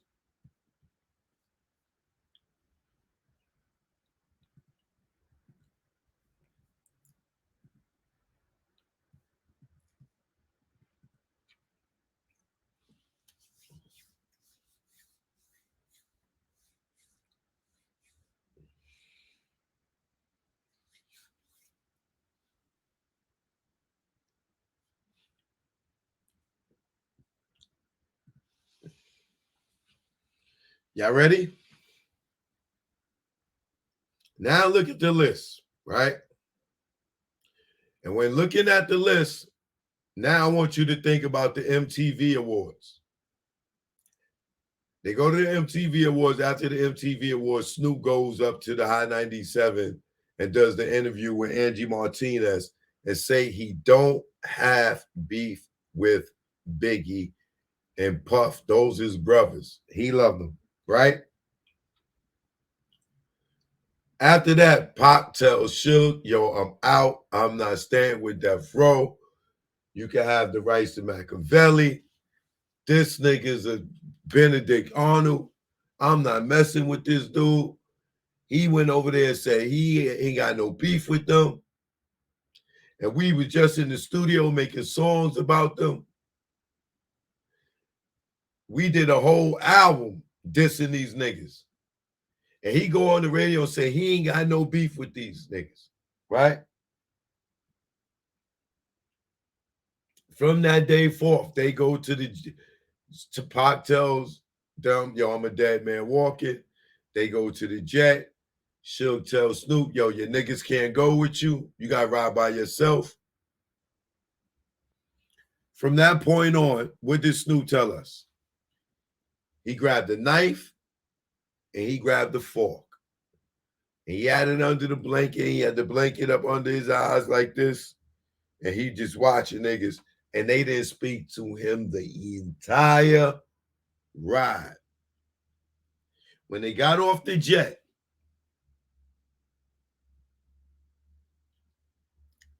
the 3 Rolls Royces was sitting there. He said he pulled up on Pac and was like, yo, you going to the Tyson fight? And he said, the nigga Pac, nigga, don't talk to me, right? Now,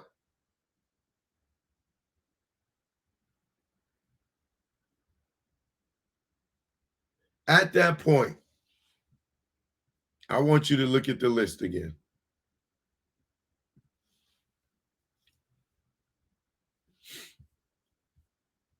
Because now we get into motive, right?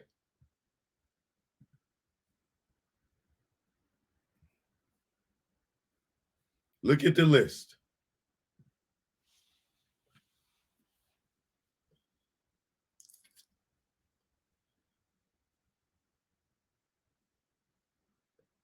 Dr. Dre is already out the door, damn near. You know what I'm saying? Pac beefing with Dre. Pac beefing with Snoop. The Outlaws riding with Pac.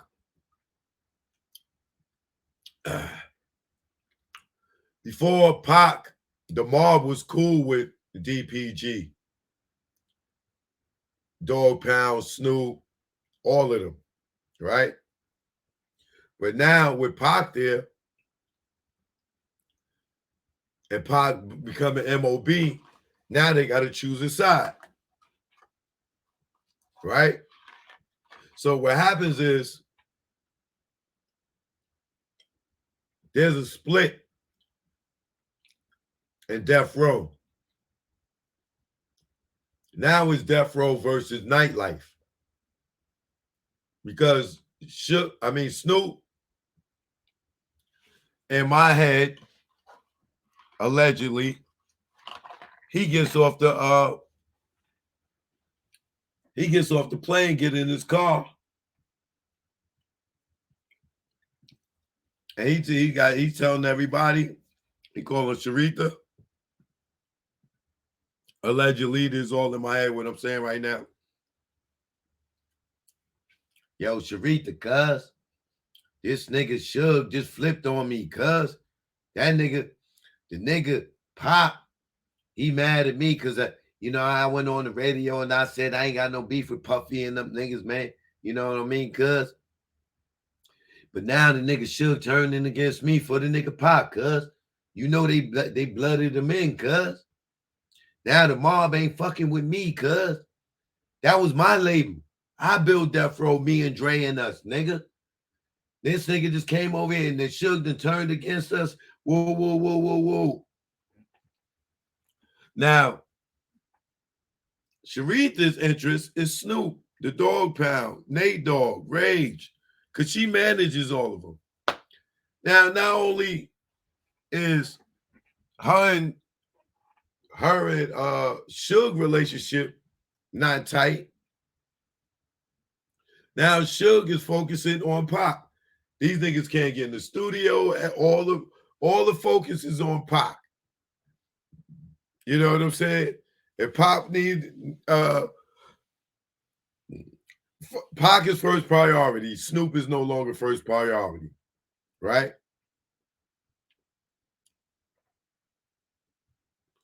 So here's where the problem. Here's where, in my head, allegedly, here's where the plotting begins. How do Pac and Snoop live under the same roof? With Pac having a beef with Big. Now you got to watch Snoop though. You know what I'm saying? Snoop is a sneaky nigga, in my opinion, right? This nigga Big goes on the radio in New York and tell niggas to do something about Snoop and these niggas suing the video in New York. And niggas shoot his shit up. And he go on the radio talking about he love these niggas.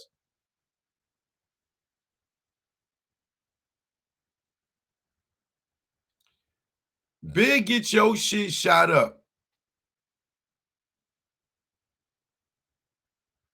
And you ain't got no beef with him.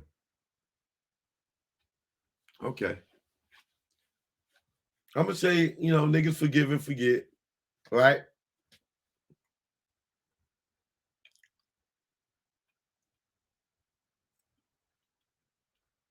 But then you go and do a whole album with Tupac and y'all dissing Big.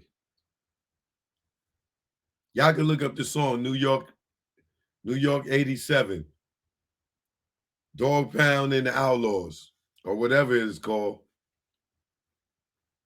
It's called New York 87. They got songs dissing Big prior to going to New York. So now you go to New York and you go on the radio after these niggas have shot up your trailer. Big got your trailer shot up. You just did a whole album dissing these niggas. And then you go up to New York and you say you ain't got no beef with them. So how does Tupac and Snoop Dogg and the Outlaws in the Dog Pound now live under the death row roof?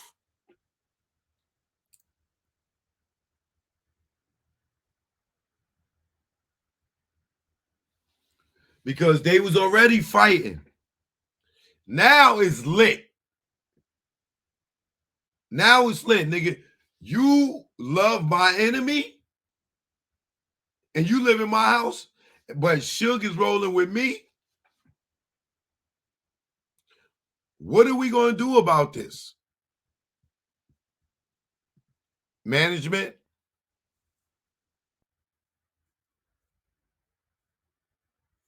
Right? So what are we going to do about this, management? Well, allegedly, in my head, it's time for fucking Suge and Pac to go. Because if Suge dies, Sharitha inherits the label. If Pac dies, Snoop is back in the #1 spot. We don't have to worry about Suge because his ass is dead and Pac is dead. Sharitha will have the label. Reggie will run it with her with David Kenner. And Snoop will be back in the driver's seat of running the label. And they don't have to worry about having no beef with the mob. Right?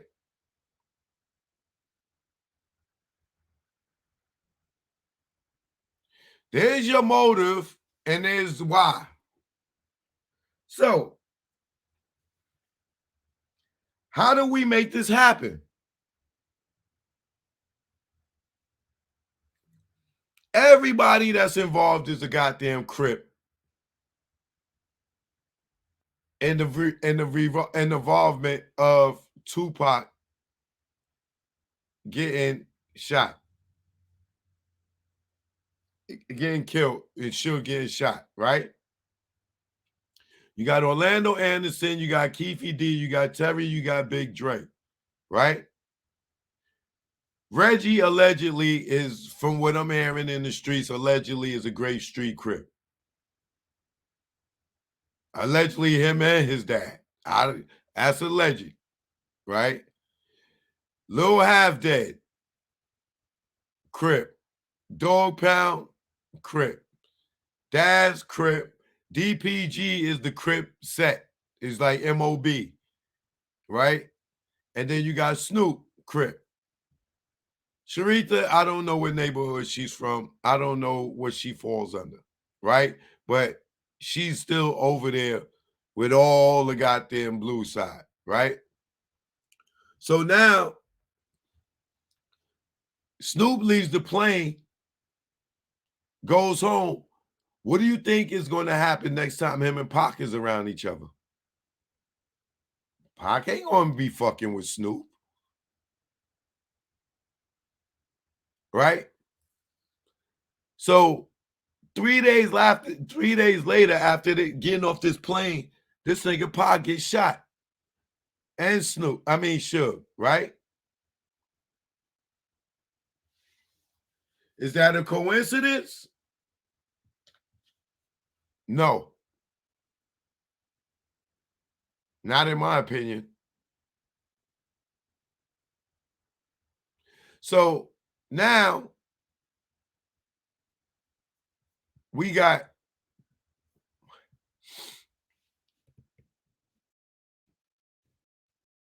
Snoop with the next cell phone.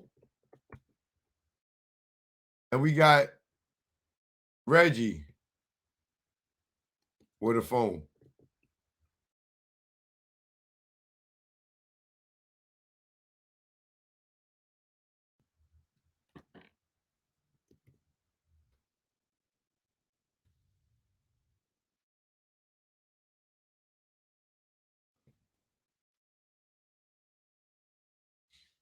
Right? You don't have Frank don't have a phone, Michael Moore don't have a phone, Suge don't have a phone. The next cell phone, Pac don't have a phone, Buntree don't have a phone. Nobody over here has communications on the red side, right? But however, Snoop got a Nextel phone and Reggie got a Nextel phone. And Warren G says that he heard everything that was going on with Tupac over the Nextel phone. Remember that?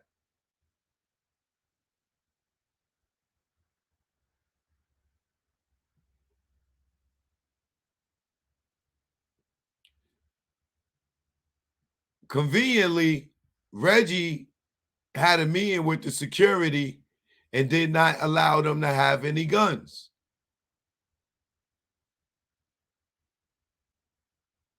Right?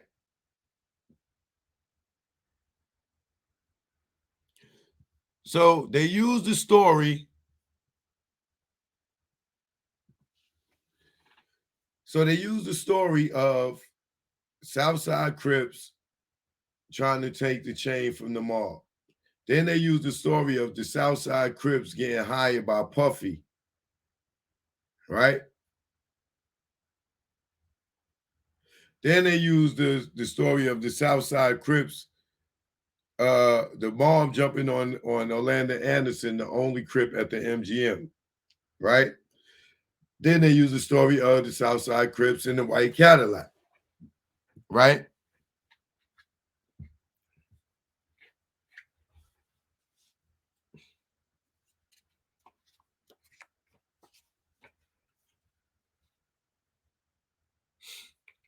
So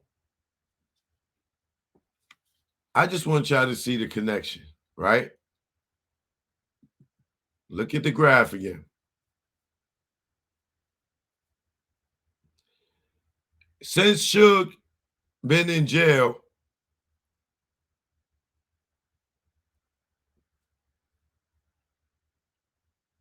look at the two sides, right?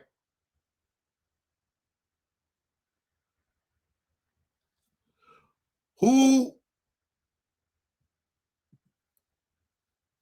needs to be moved from one side to the other?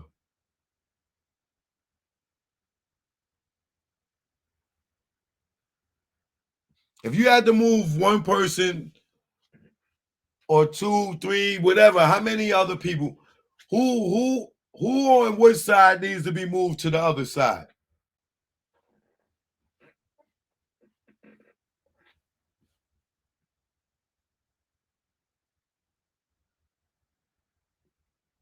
I just want to see if y'all following me. I got to see if y'all paying attention.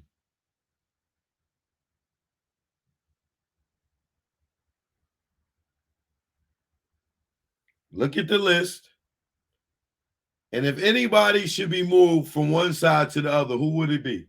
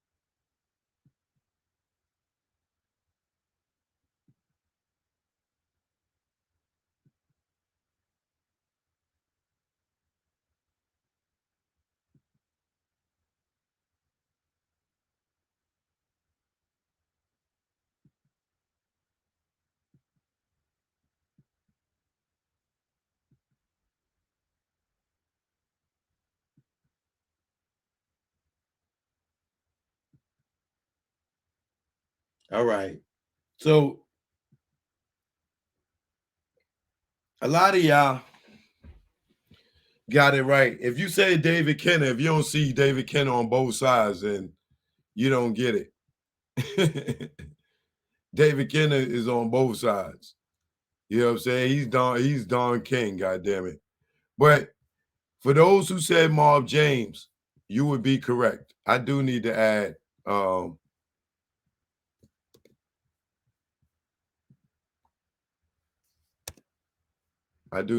Nate Dogg on here.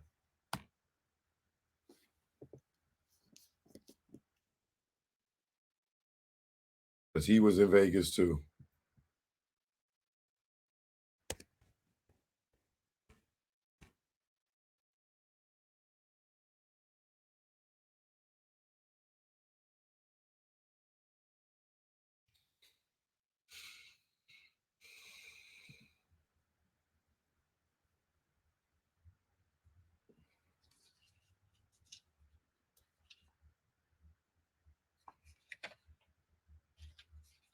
Now,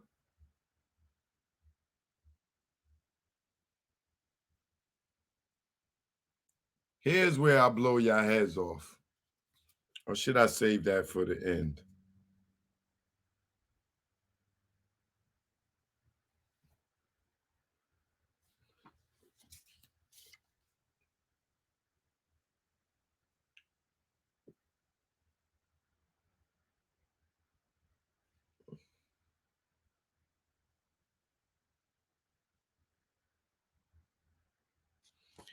Now,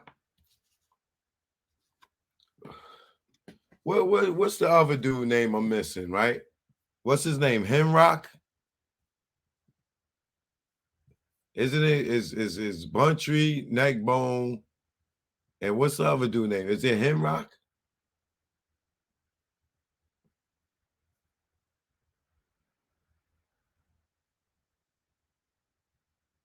Heron, thank you. I need to add him here.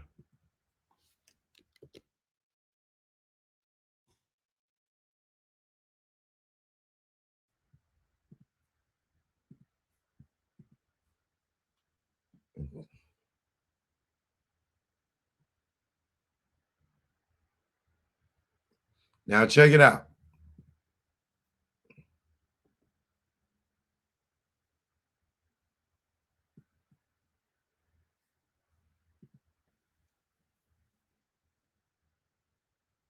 Right?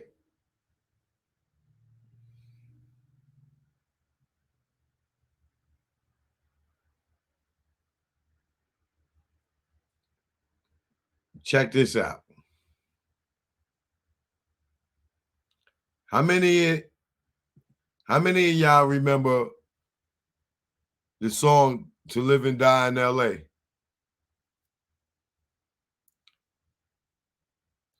Do you see anybody on the Death Row record side? Can you name anybody? Did Pac name anybody on that side in the song? Oh yeah, Trayvon. Thank you. Somebody, I forgot to add him. Yes.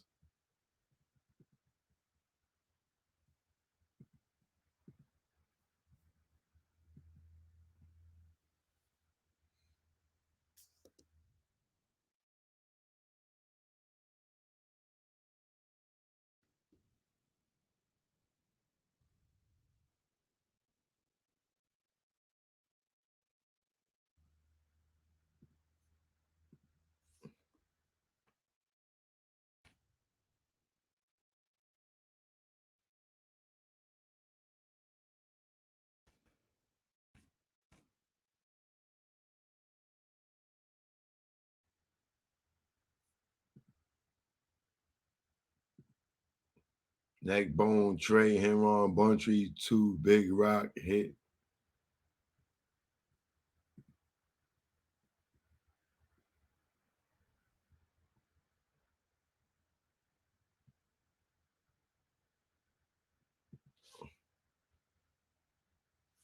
Marv James, he hated Pac because he didn't mention him.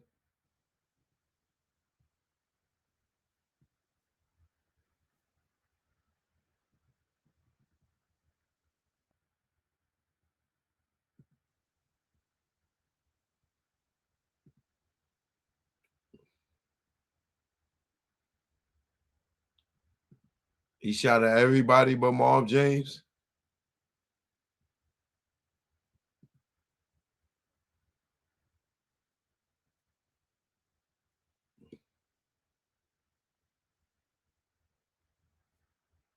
I think y'all missing something. Y'all missing something.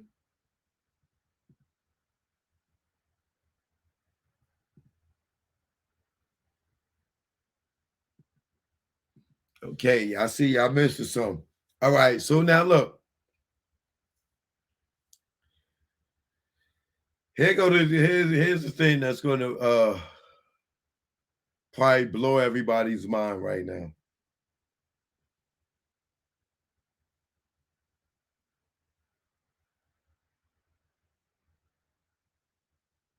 And I'm not saying it means anything, right? This is just clear observation for me, right?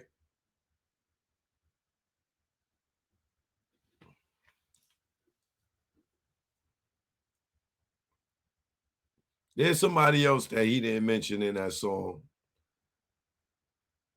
that y'all didn't mention that's on the list, right? But before I go to that, to prove to y'all that the Dog Pound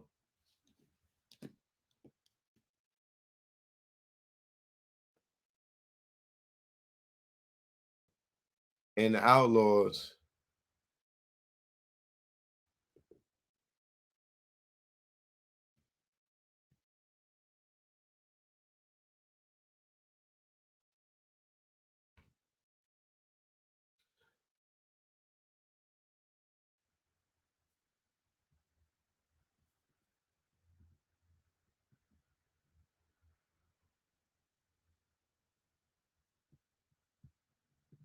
So Fatal Hussein dropped a song getting at Snoop and the Outlaws, right?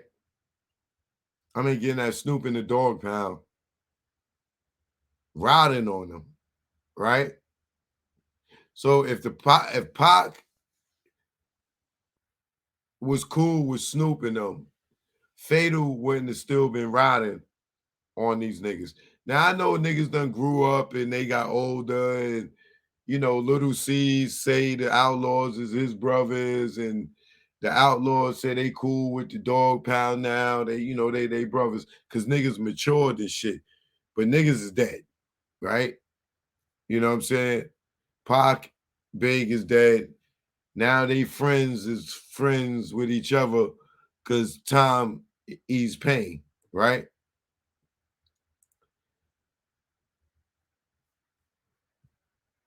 But right here,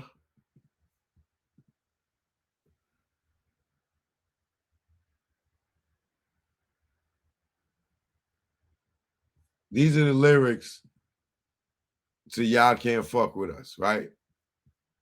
By Fatal Hussein. I play the studio like got to do this, and this his spot here. So let a nigga know if you really want a Glock here. This ain't a game. I'm getting all y'all niggas. Pull back the pump, hitting all y'all niggas. I'm dying for this outlaw shit. Talk slick and get your mouth off ripped. Nigga, this is thug life, bitch. Niggas claiming Gaddafi. You stuck in time. You better get a name and keep it with them Busta Rhymes. It'll never be peace. I'll let it just cleverly cease. I ain't leave it up to you cowards to be settling beef. You take 10 steps, turn around, draw and drop. You niggas die because you'll never be as raw as Pac. Fuck that shit in the source. You should have interviewed me, coward. But you didn't, of course. I don't fuck with y'all. I mash on them niggas with that local nonsense and bailed out on them bitches in the Coastal Conference. Outlaws, Little J, and the Mafia, nigga. What you niggas gonna be talking with Glock to you, nigga? Right?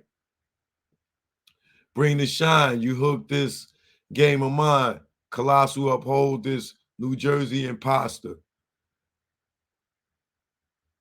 Who y'all know who the New Jersey imposter is? Unload this shots to squeeze off on them. I got to you. I got to. Cook your rhythm and ready rock you. Steady Glock you. It ain't my fault. Silk, I'll shock you.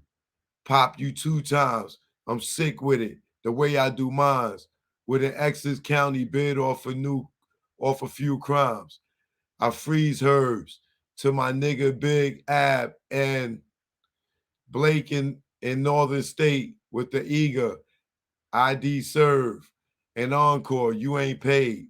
What you rhyme for? My niggas is made. Buck you times 4. More ways to plug you. We never loved you. Get off before you get spit on. You fake ass thug you. Soft niggas ain't shit. But somehow much, that's a subliminal to somebody. They know who that is. So soft niggas ain't shit, but somehow much coarse niggas up for sale. Double your contract plus your bail. The fuck is your stick is your play like you don't know what's going on. You don't see no daylight. Your aim good in your lame hood. It don't spray right. I'm street minded. You weak rhymes and you don't say right. I ill for real, no dramatization. Upon my demise, believe me, I'm a ride shaking. Sodomize Satan with the hot mic. And that goes for all you punk ass hoes looking for spotlight. Did it, huh? Not quite. We can cock and set fire to your ass when we heat the spot. To y'all each his own. To us, 364's 52 weeks are up. So there's the verse where he get at Snoop. It's 999 motherfuckers gonna start kissing these pistols. I don't care who you rhyme with or who dissing me with you. What? What? What? Nigga, what? Well, that sound like a Nori line. What, nigga, what? You know the cut. Smack your ass to set it off and start fucking you up. Coward, you been homie. Need a leash. That's what you talking about, Snoop. Coward, your big homie need a leash and a collar. See, I'm the dog catcher, about to holler at the dog father. NYC at MTV, you sweet bitch. On the radio when you was talking that peace shit. That's how you be soft. I gotta rebel. Hit 'em up. Had all you niggas sell more hotter than hell. Now you stand around like you got reps and shit. When Pac was here, nobody was addressing shit. Stressed and shit. Now you coward texting shit. I came out saying names. So who's next to this? What? Ain't no fucking with us. Y'all can't fuck with us. So you're not going to tell me that he not talking about motherfucking Snoop right here. Coward, your big homie need a leash in the collar. See, I'm the dog catcher about to holler at the dog father. NYC at MTV, you sweet bitch. On the radio, you was talking that peace shit. That's what he talking about, Pac. At MTV. Remember after MTV, and then he on the radio with Angie Martinez. Right? So it was no love between these niggas at that time. Right? Show me the money, pull the curtains, and I will let the show start. My crew all over Jersey and rep Newark. You got something, show me. Stop fronting, you know me. Vaguely page me. Then come play me. You ain't crazy. Real dramatic and still fanatic. You ain't an outlaw because you got it tatted. I throw some shots at it. Fuck you. You love him and you getting stuck too. I cut through and leaving much of nothing to bust too. Dog, you headed in the wrong direction. Got a collection of niggas I put text on. Merc with the vest on. Too slick for you. Too swift for you. Surrender. You're going to get for you. Grab my crotch when I stop. Get your girl to suck my beep before you been around the world and brought it back to the bricks for you. Fuck you talking about, nigga. Who he talking about, Napoleon? He talking about one of the outlaws. Nigga, you ain't an outlaw because you got it tatted. I throw some shots at it. Fuck you. You love him, you getting stuck too. I cut through and leaving much of nothing to bust too. Dog, you headed in the wrong direction. Got a collection of niggas I put the tech on. Merc with the vest on. Too slick for you. Too swift for you. Surrender. You gonna get for you. Grab my couch when I stop. Get your girl to suck my ooh, for you been around the world and brought it back to the bricks for you. Fuck you talking about, nigga.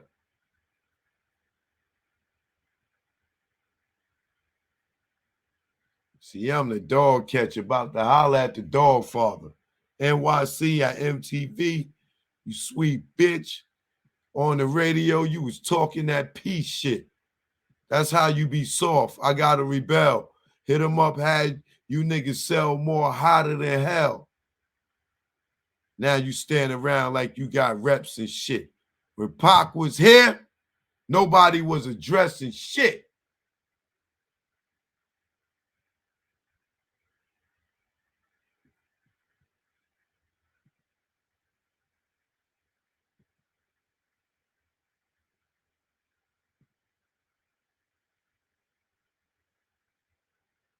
Hold on, I ain't see y'all. Let me see what y'all talking about over here. Rest in peace, Fatal.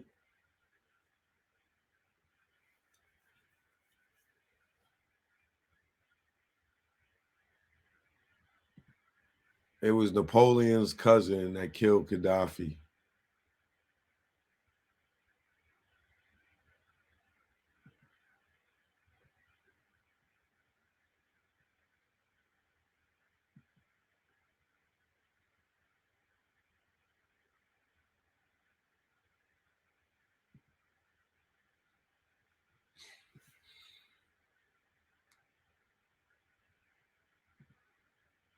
His nephew killed Gaddafi. Rest in peace, Fatal. Check out Fatal's Line of Fire and Fatal's albums. That was for Napoleon. Fatal was Outlaws hitman. I knew I was right. He was hollering. He run the West Coast. He don't run nothing. No 180. He was beefing with all the Outlaws because they didn't ride for Pac.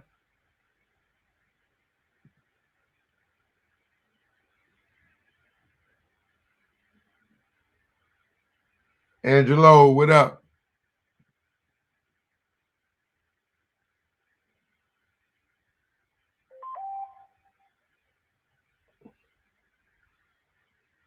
Somebody said that's why Keefy D was at damn both crime scenes. And how Napoleon Cousins killed his homeboy by Gaddafi. Hatred. It was Gaddafi that brought Fatal to Pac. You must see the German concert organizer talking about Noble and Edie.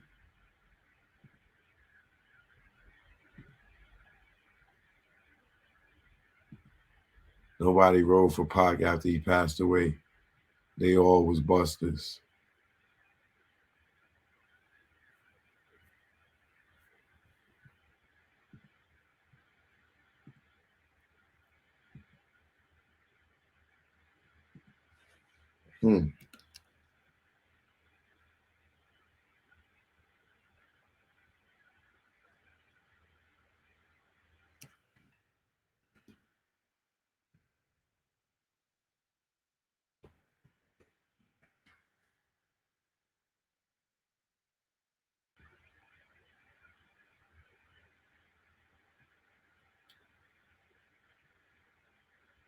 Let me put up a picture of the Outlaws. For people that don't have a visual, I'm going to put up a picture of the Outlaws so y'all can see who's who. So the one with the red do-rag, number 3, that's the one who lyrics that I'm reading right now. That's Fatal Hussein. Yaki Gaddafi is the one that got killed. I guess y'all saying Napoleon's people. Hold on, let me see. I think y'all saying Napoleon's people killed Gaddafi.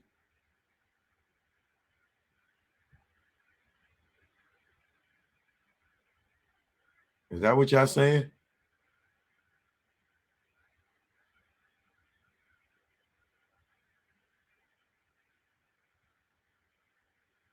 Oh. So Napoleon's cousin killed his homeboy Gaddafi.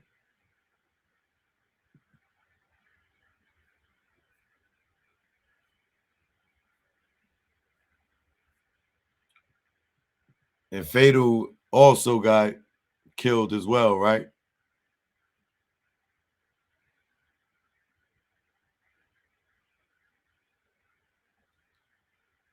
Napoleon's cousin killed Gaddafi in the project hallway.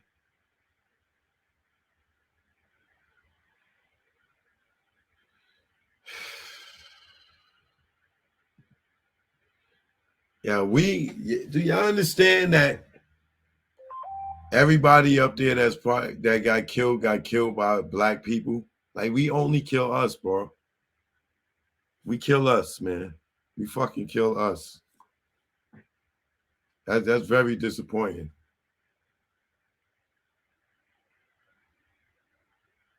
So how many the Outlaws is left? Just Edie, Noble, and Castro, and Napoleon. It's Edie, Noble, and Napoleon outside of, the rappers. I ain't talking about like Mo Cream. I know Big Sight. That's Thug Life.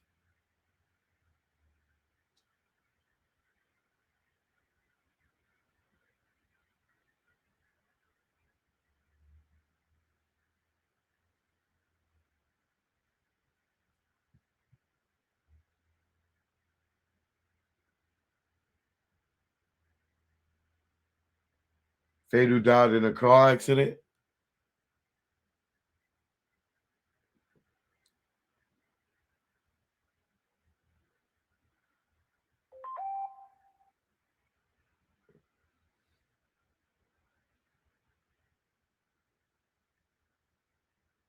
All right, Fatal died in the car accident.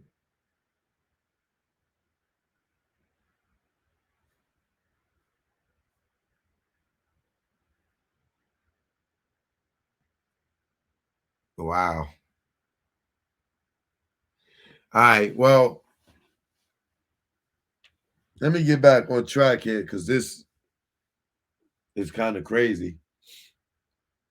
But I just wanted y'all to see that how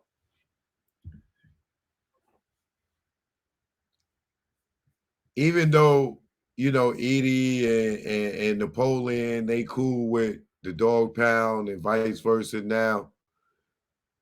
Back then, at the time that Pac got killed, that's not the situation. Now, my question to y'all again is, how do Pac and Snoop live under the same roof with this beef going on with Biggie and them? And this nigga just went and said on the radio, he ain't got no, Pac is not speaking to this nigga. And if they was already putting hands on each other, where was it to go next? Right? Where was it to go next?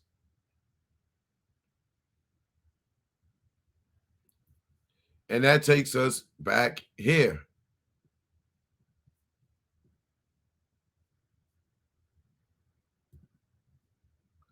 Now, we put Marv James on the blue side, on the nightlife side, because he runs with Reggie. And it's alleged that he was living out there in Vegas with Keefy D for 7 years before he went back to Compton 3 years ago.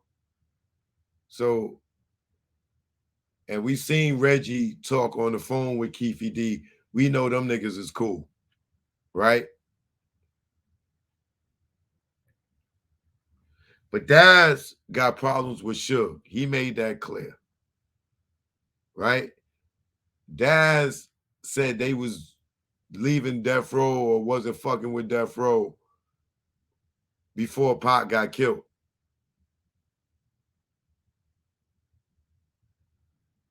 Snoop told all his niggas, all the DPG, Dog Pound dudes, do not go to Vegas that weekend, right? Now, it is alleged that Sharita told Snoop not to go because something was going to happen. But it is very clear, and if you listen to Corrupt, Daz,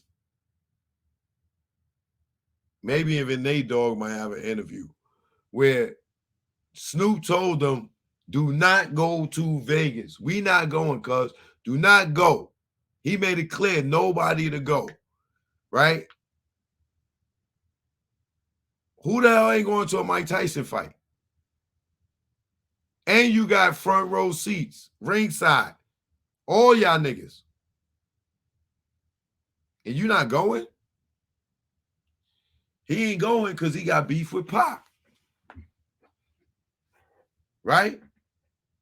So he supposed to go be around Pac and Suge in the mob, and he just told this nigga Biggie he ain't got beef with him.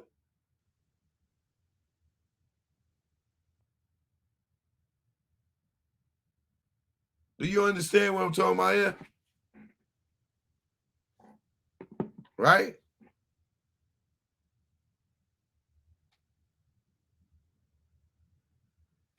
Then you got it alleged that Suge slept with one of Dad's chicks. Then you got it that Pac slept with Sally Richardson, even though Snoop had a wife. But Sally Richardson supposed to have been Snoop chick allegedly, and Pac slept with her. You had the several fights. It's supposed to be the Outlaws allegedly supposed to have beat up, I think, Lil Half Dead or something. It was physical stuff with Pac and the other side. So now Snoop go on the radio and make it to the world that he ain't got no beef with Biggie and them. But he was just in the studio with Pac dissing these niggas. Biggie and them niggas shot up your trailer. Or allegedly, Biggie got on the radio and somebody shot up your trailer allegedly because of what Big did on the radio. But you ain't got no beef with him. Those your boys, this, that, and other. But you over here rapping with me, F these niggas, F these niggas, F these niggas, right? So, like I said, y'all can pull up the song, New York 187.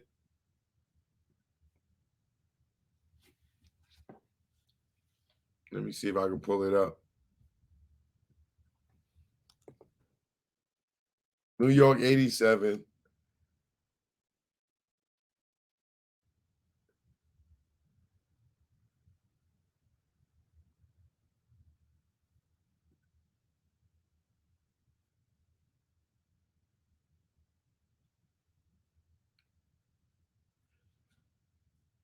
So now let me show y'all the song, one of the songs that they did. This in New York, right? And this is Snoop, Dog Pound, Tupac, and the Outlaws, right? Look.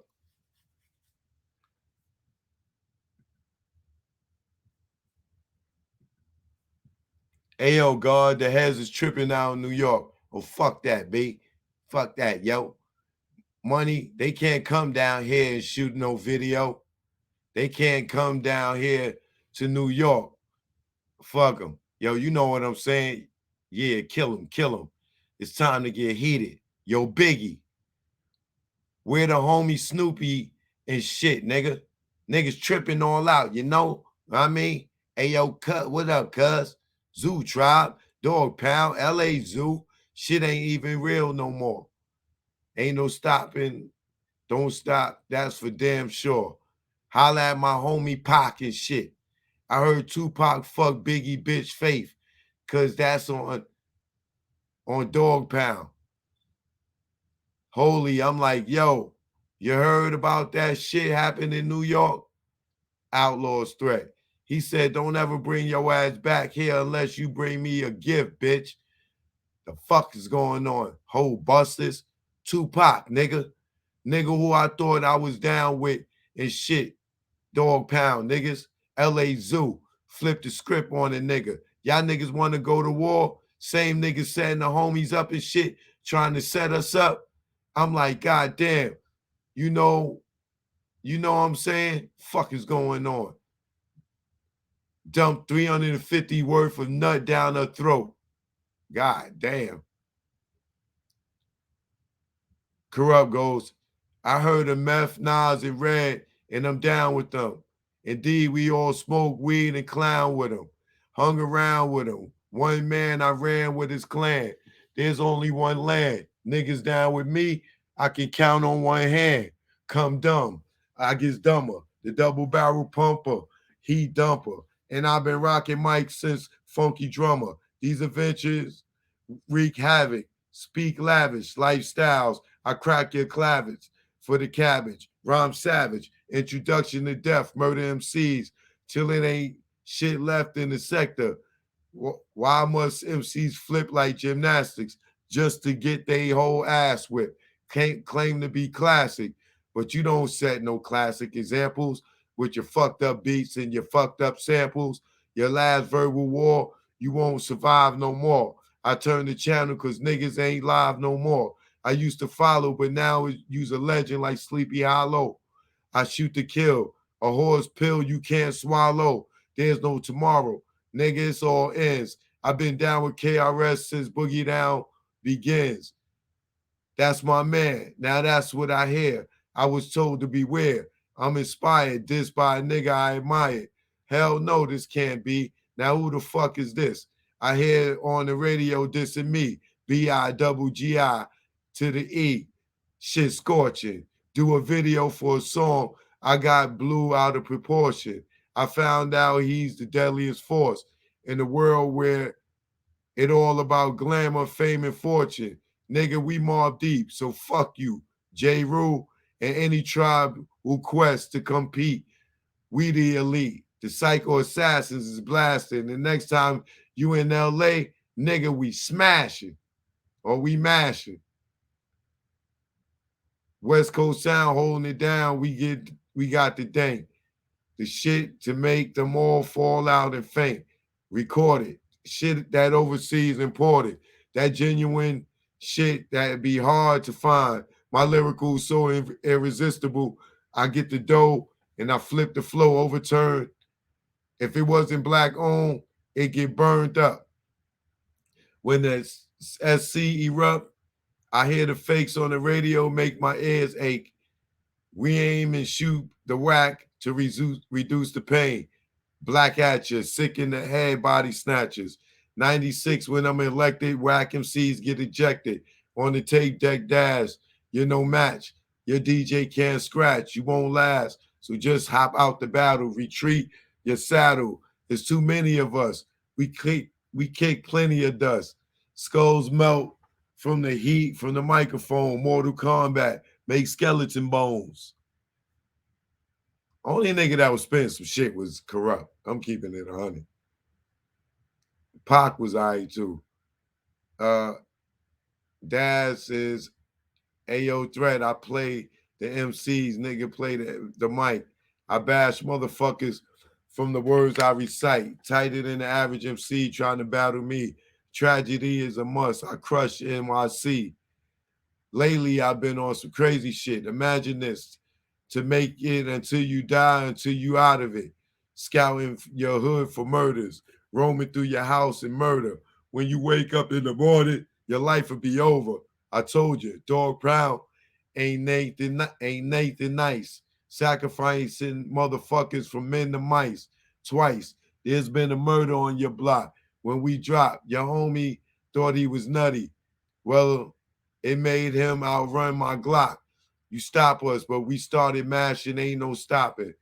On and on, more of your doors keep dropping. What's your homie? What was your homie? Ain't your homie no more. Commit suicide and blow your brains on the floor. Don't ignore the fact. Grab the microphone and snap, then react with the shit that jumped off that night. I ain't ready no more.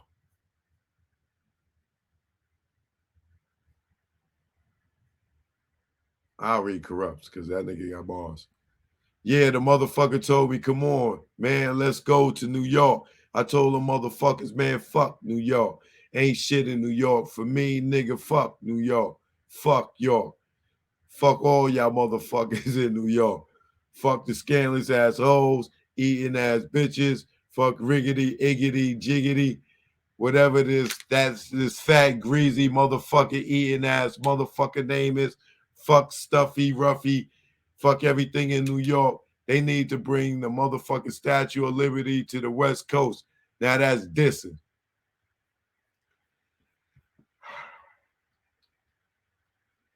Biggie would have ate their asses up, boy. If Big would have ate their asses up.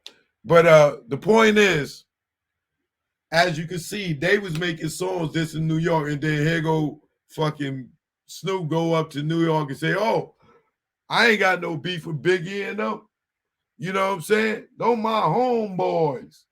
That's why Pac snapped. Y'all heard all that F New York, F New York, F New York, New York, fat greasy thing. Okay. How you get on the radio and turn on Pac?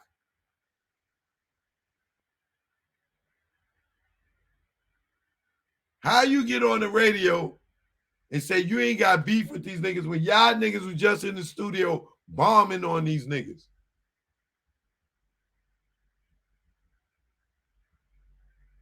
So Pac was justified in being mad at Snoop. Now, if Snoop wasn't doing no diss records at them and none of that, and he like, yo, Pac, I'm not getting involved in your shit, then Pac would have to respect it. But you act like you riding, nigga.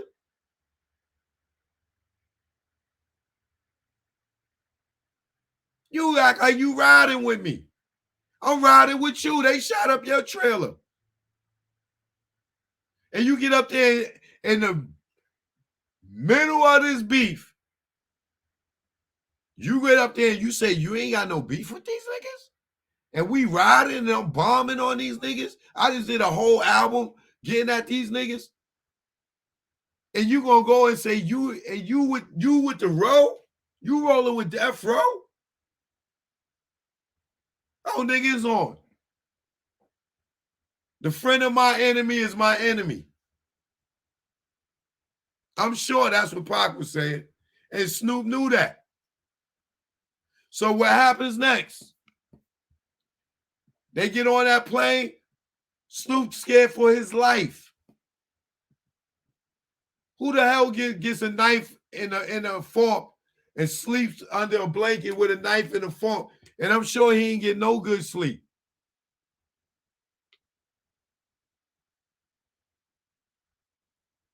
Right? If you had to lay down with a knife and a fork, what was you going? And you made it out of there safe. And you got to go home. And these niggas ain't beat you down, they ain't do nothing. And you was that scared to get a knife and a fork. What you supposed to do next time you see Pac?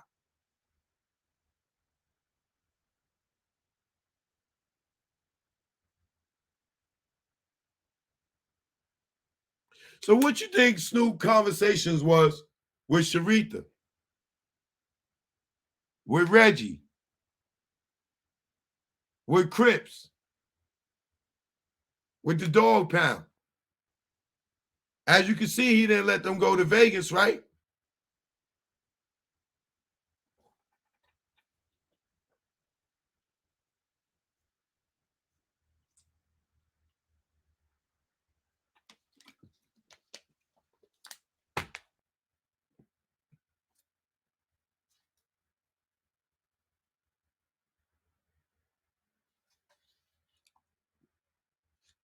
Now,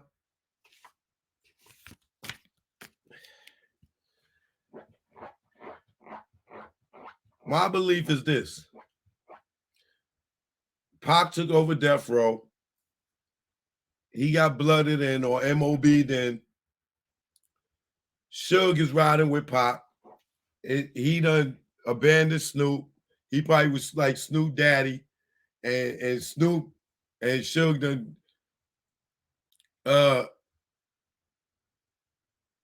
Suge done treated Snoop like a stepson.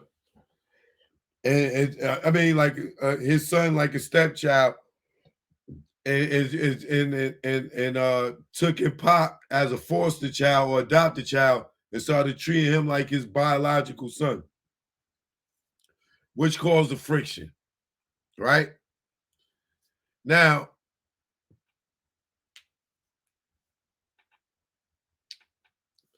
Sharitha ain't rocking with Suge. They got a problem because she messing with Kevin Gaines and him and Suge had an incident, right?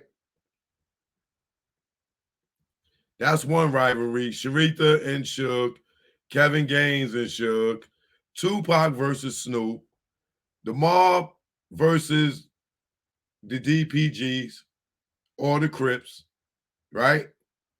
The Outlaws versus the Dog Pound, right? And then it's the Bloods and Crips element to where all Suge niggas seem to start getting killed off, right? And then you got the police element where they involved and they trying to kill Suge, allegedly, right? According to Suge. We got the police at the MGM at the fight. They out there in Vegas. The Kevin Gaines and they all listed as being out there. You got the Gray Caden getting from Reggie that Southside killed Biggie and Pac, right? So when you go to the shooting, right? Let me pull that up.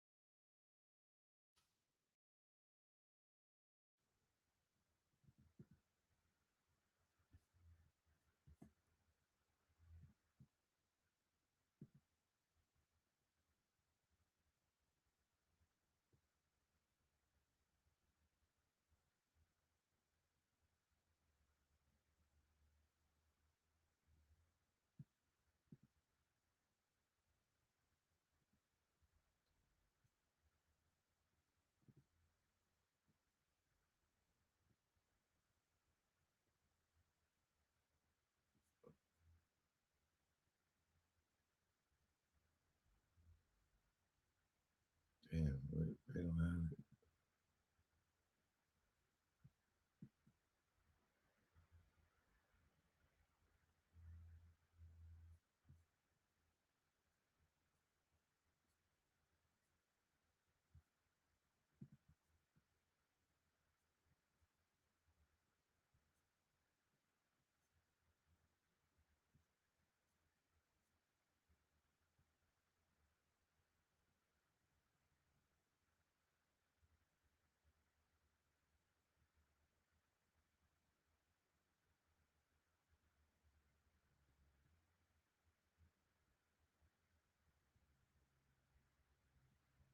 Why are they saying that they found the Cadillac and they sold it? The car that which killed Tupac sold for $2 million in Moscow in 2013.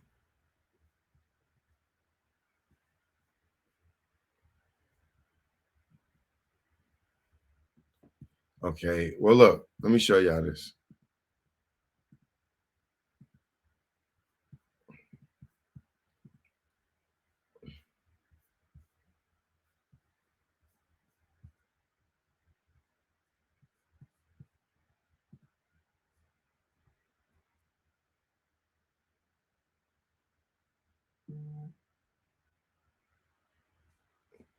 Look, they saying that the Cadillac right here is sold for $2 million in Moscow. So you mean to tell me they retrieved it? They found it? Hey, look, you see, look, perfect example. I'm glad this is here. You see how God work? Y'all see the back window? Look at the back window. These windows don't even go all the way down back in the days. That's as far as it go down. So you telling me this nigga reached over a nigga? You see how high his head would have been up? And you see how low the goddamn bullets are under the door? You tell me in the Cadillac, He reached over a nigga and shot those shots that low. Look at the window.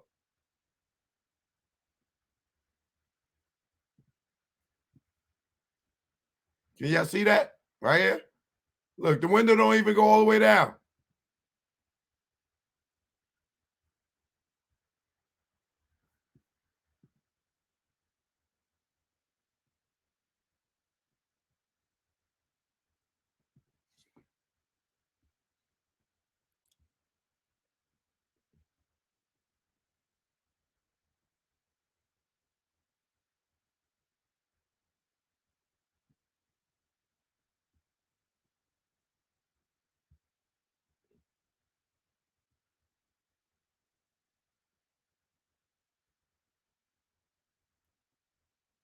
There go Gaddafi right there on the phone.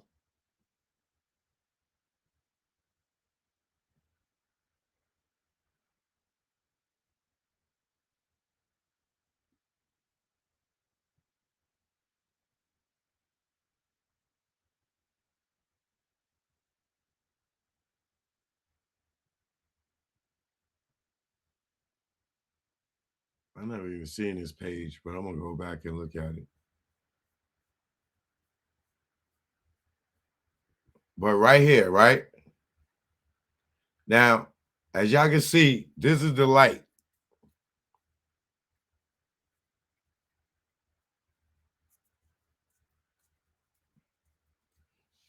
This is the light right here, right? Remember, Suge pulled up to the light, to the white line. There was a car in front of him that blocked him in. Do y'all remember that?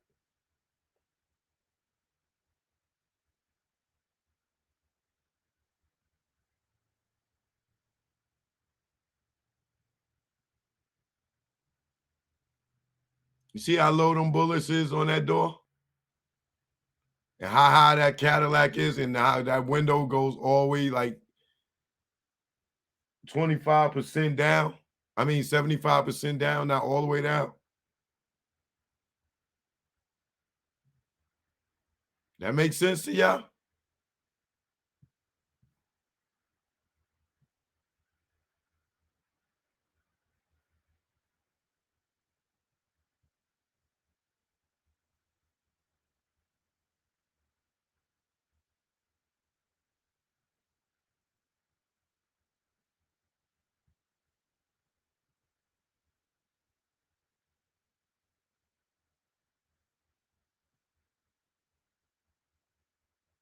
These are just some of the last pictures.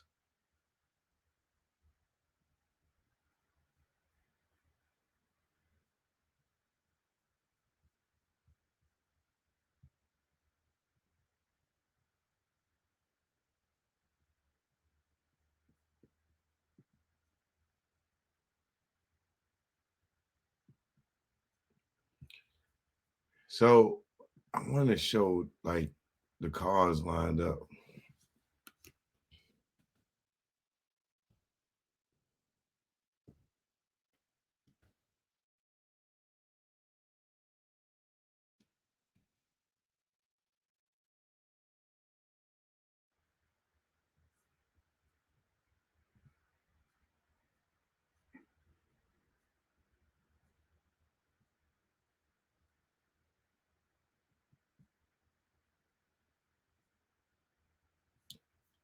Damn, where can I find that at?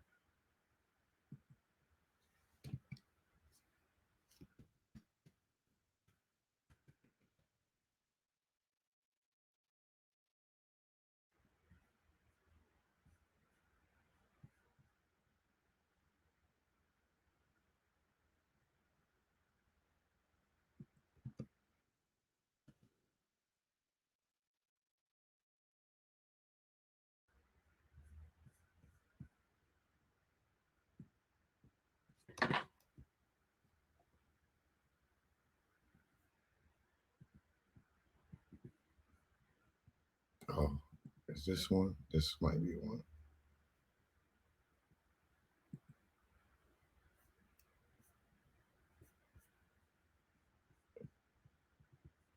Damn.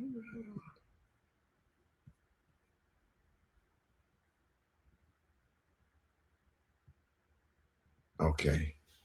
I think this might work.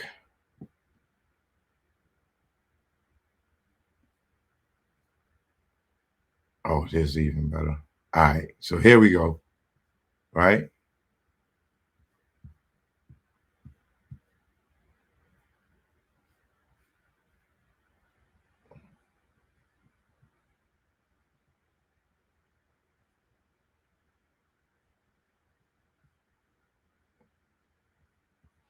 Now, check this out.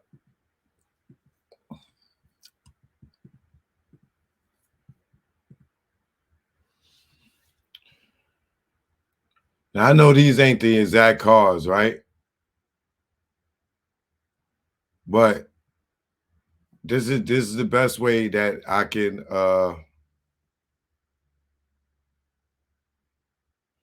show y'all what I'm talking about, right? Now, we know that the white Cadillac pulls up on the side of him, right?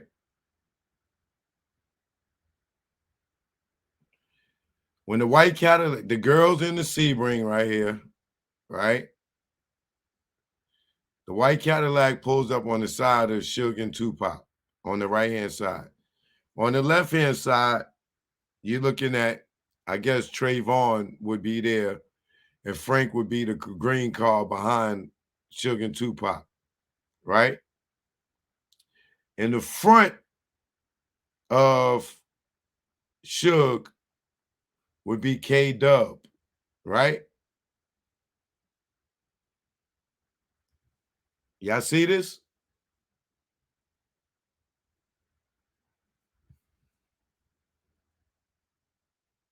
Y'all following me?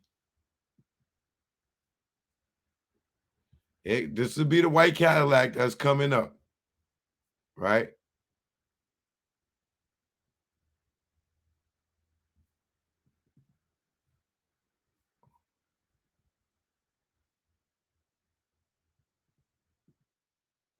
Oh.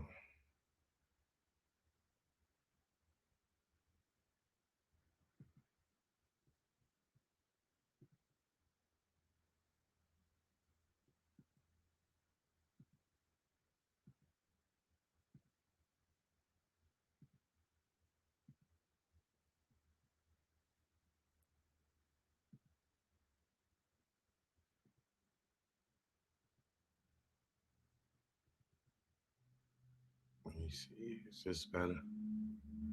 Okay. This is funny, right? Because look, y'all. Right here, they got it as the Patton brothers, right?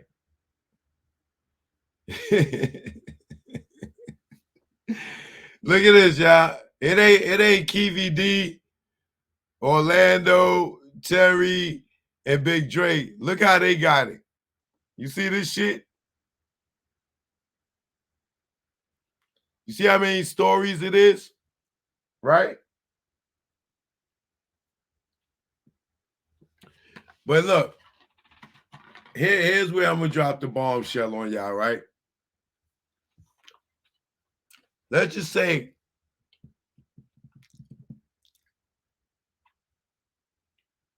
it's the Patton brothers and Little Half Day. All right?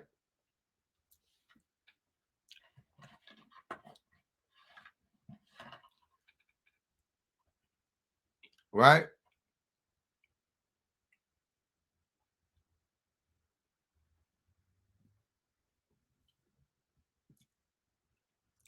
Dubb is a suspect. I remember Joelle saying she got into an argument with Suge, and Dubb was there and asked Suge, should he smoke her?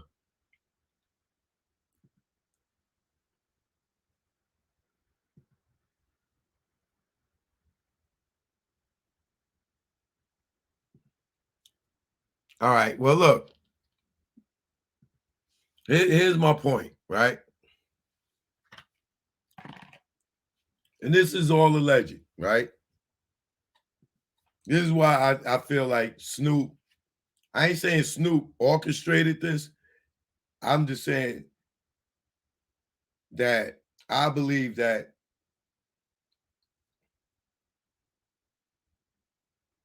allegedly, possibly, allegedly, Sharitha, Reggie, and the police could have pulled this off to kill Suge and Pac to benefit getting the label and putting and making Snoop the franchise play again. I believe that, right? Not saying that is true. That's just my opinion, right? I'm not saying Snoop said, yo, cuz, kill that nigga Pac. I'm not saying that. I'm saying that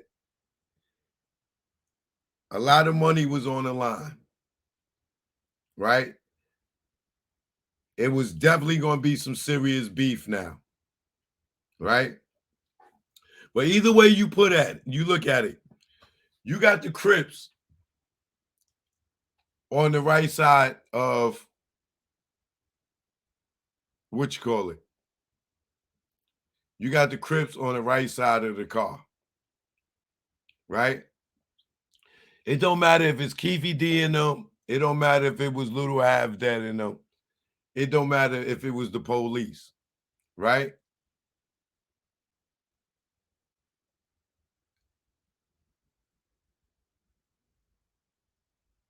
It still falls on the nightlife side of things, which is the blue side of things, right? In my theory. Now, let's just say, even if this was Keefy D in them, you still got a fucking car of Crips, right? Now, here's the interesting part. With my ass going down the motherfucking rabbit hole, right? Let's go back here. And this is what spooked me about this whole shit, right? Because when you come back to here, regardless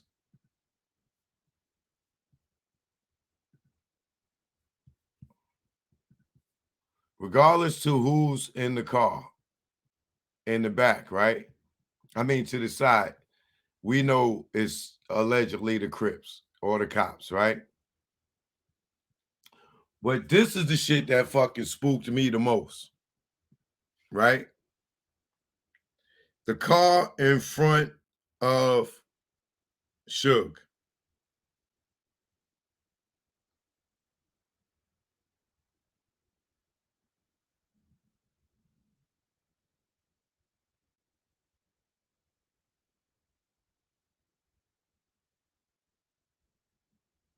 The car in front of Suge.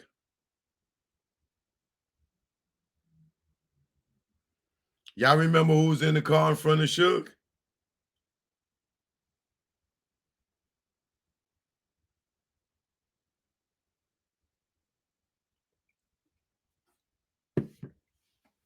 I need somebody to tell me who was in the car in front of Suge.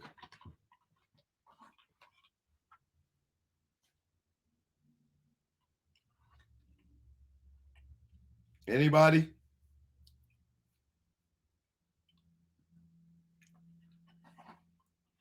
Anybody know who was in the car in front of Suge?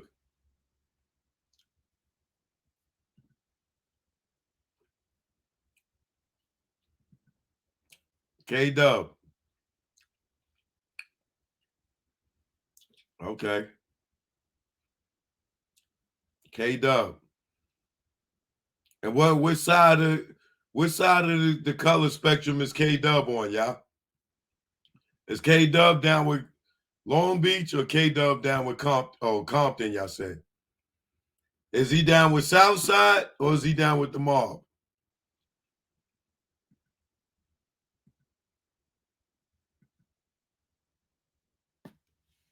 Is he Southside or is he the mob?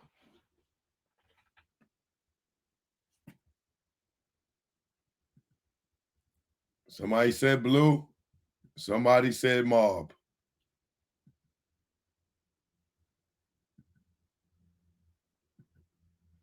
He from the mob.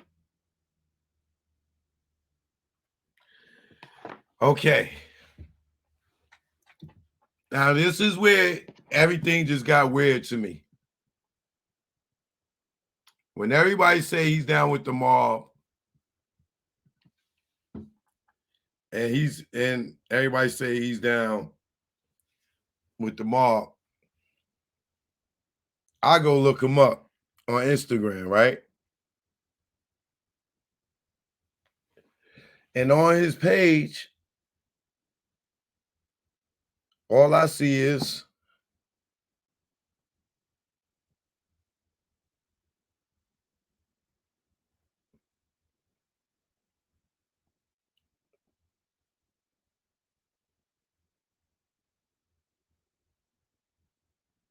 on his page. This ain't even Snoop's page. This is his page, bro.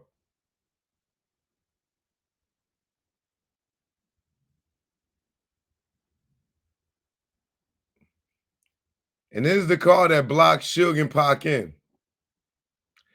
I'm not saying nothing. I'm just saying it is pretty strange that if he was on the red side,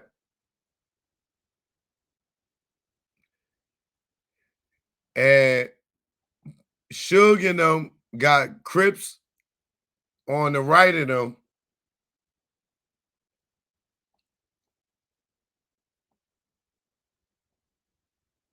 and all the beef that went on between the mob and the the mob Pyrus and the Crips under the Death Row umbrella.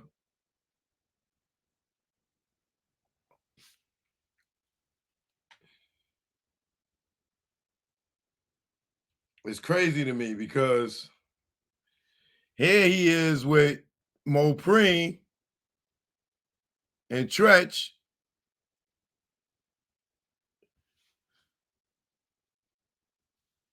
and the Outlaws.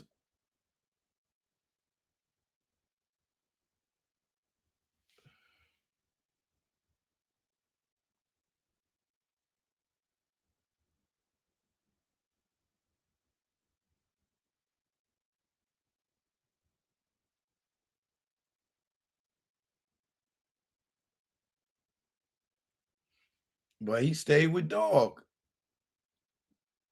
Now I don't know what his relationship was with Tupac was. But this nigga loves Snoop, bro. And I don't know how many other niggas from the mob rock with Snoop, but this nigga Instagram is like all Snoop, bro. Not saying it mean anything. I don't know if he do publicity for Snoop. I don't know what it is. But for him to be in the caravan with Suge and them,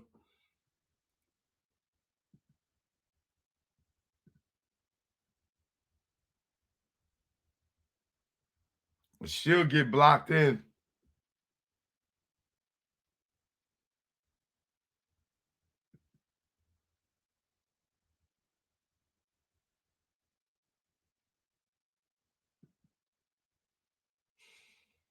I don't know, maybe because Suge is in jail. And the reason why dudes like Marv James and so I gotta take K-Dubb, even though he's the mob, I gotta put him on this side. He gotta go over here on this side as well with the nightlife side. Because what happens is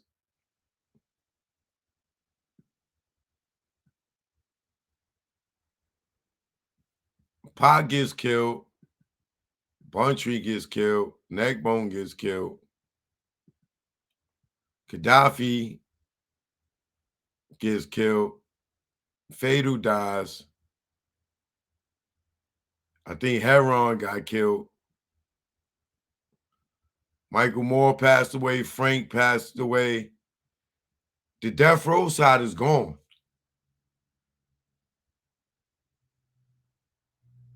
And outside of Nate Dogg, passing away from natural causes.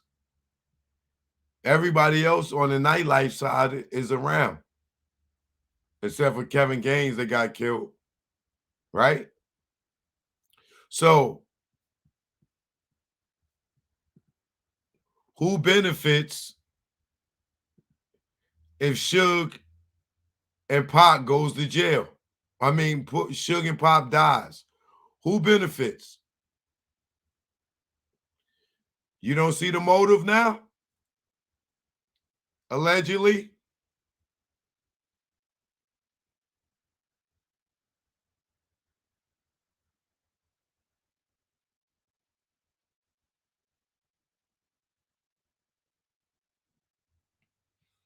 When you look on the other side, Suge is the last man standing. And then again, he ain't, because he in jail. So who benefited from the Vegas shooting? The blue side, right?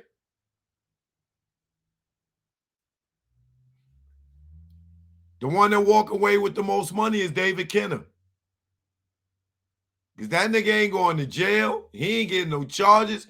He ain't losing nobody in his family. He ain't losing no homies. He ain't losing no friends. That motherfucker benefits the most.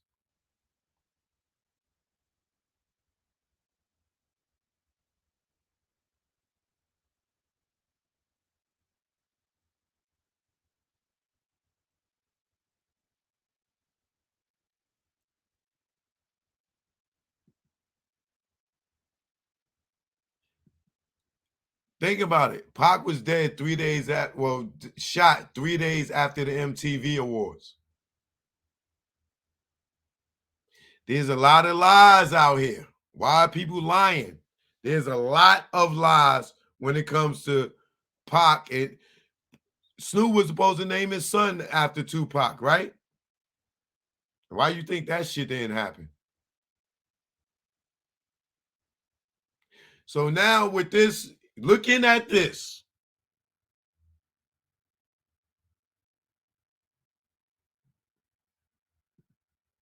now what do you think about the Keefe D story?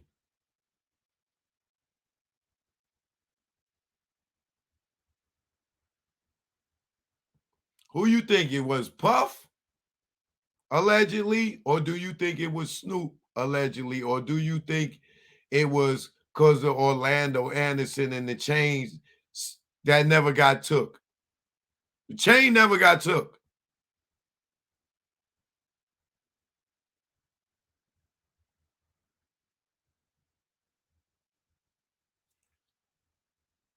Think of the motive and think about who benefits.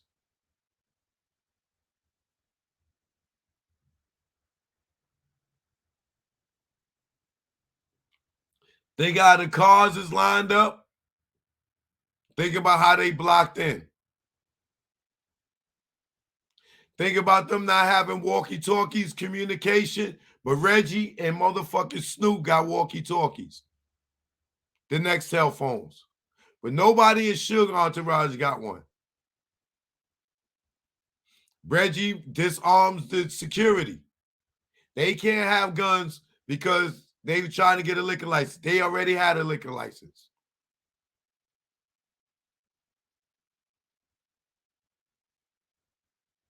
Reggie's the head of security.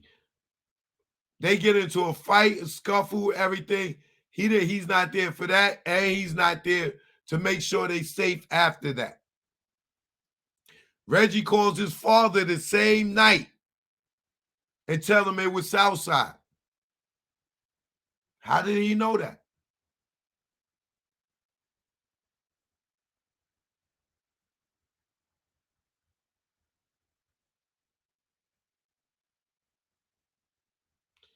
Why did Snoop have that walkie-talkie? And when Warren G said, yo, we heard everything that was going on with Tupac over the walkie-talkie, what was he hearing?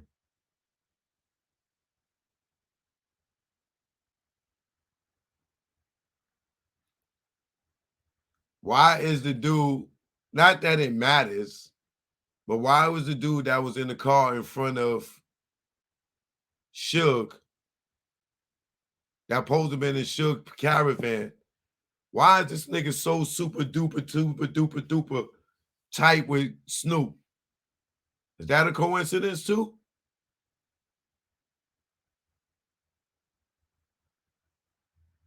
Is that a coincidence?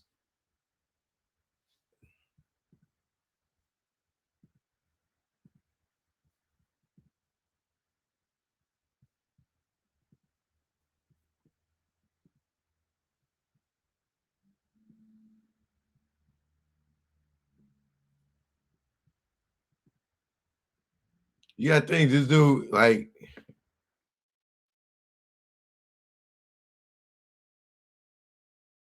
he was running with Suge, right? He MOB. But now he over here with Harry O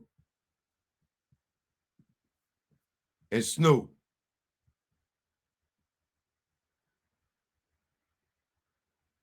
Ain't Harry O a Crip too?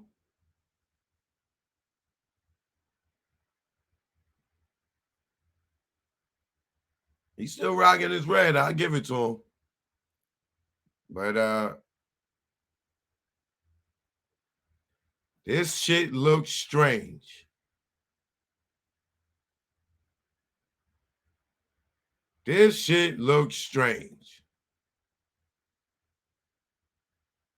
And it could be, I know it's probably totally innocent, but this shit looks strange.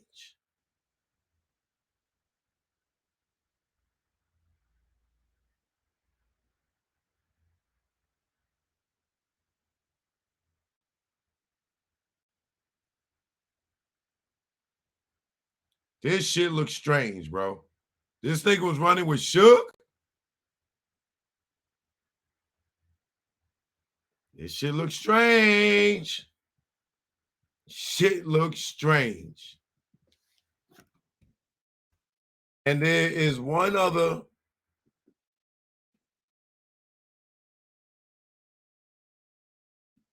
interesting thing for y'all to look at.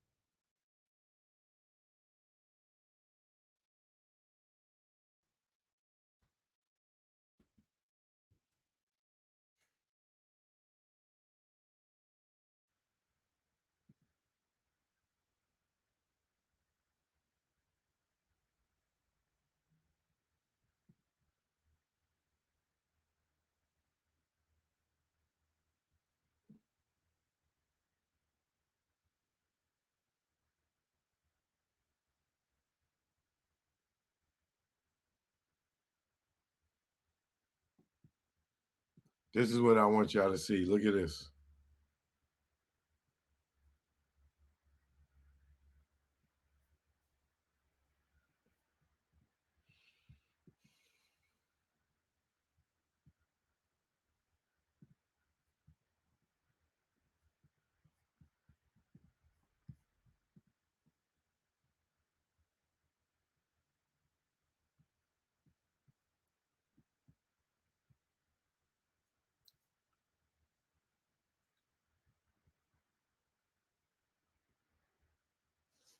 Damn, I can't find the whole track listing to show y'all, but I can show you. Y'all can look it up yourselves, right? But when Snoop dropped, now remember Pac died, Suge went to jail, right? And this is what happens. Reggie and David Kenner get to run the label, and Snoop is now the man again, right? Sharita's still managing Snoop, but now Suge is in jail, Pac is dead, and now Snoop is back in the driver's seat. We get the dog father. But as we can see, that shit ain't do good without Suge around. But the other observation is Pac is not on this album.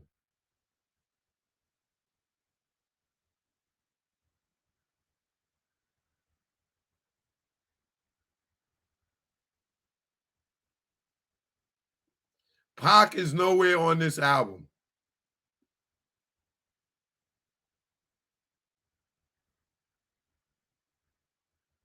That ain't strange to nobody?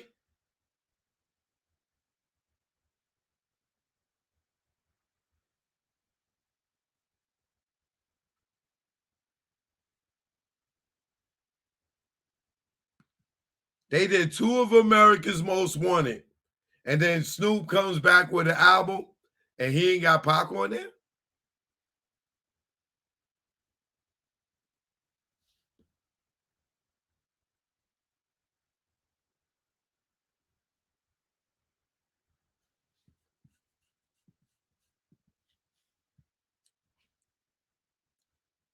Who benefited from Pac dying and Suge going to jail?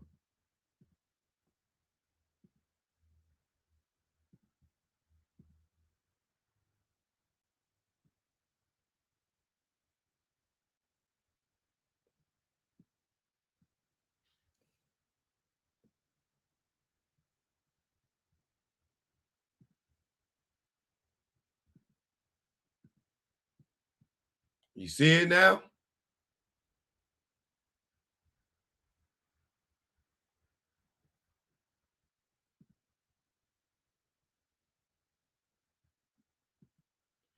No matter how you want to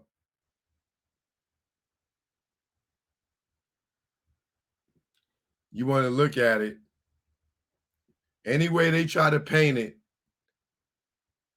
it was the blue sides that took out Pac and Suge.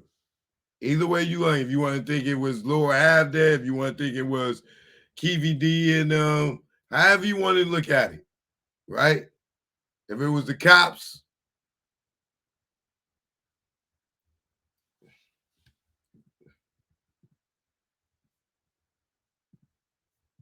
understand what's going on here.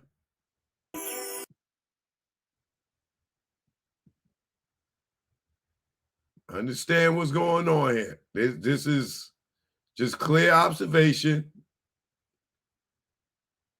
I'm not saying nothing I'm saying is a fact. I'm just saying pay attention to the observation. Something's a little weird here. Something's a little weird here. So all these people talking about Orlando Anderson did it and Big Dre did it, this, that, and the other. I'm not saying they did or they didn't. That is yet to be proven. But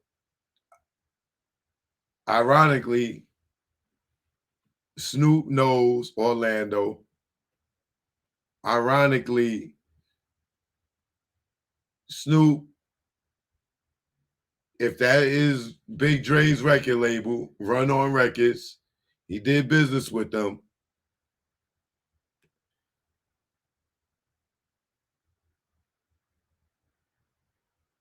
You got Fatal going at Snoop.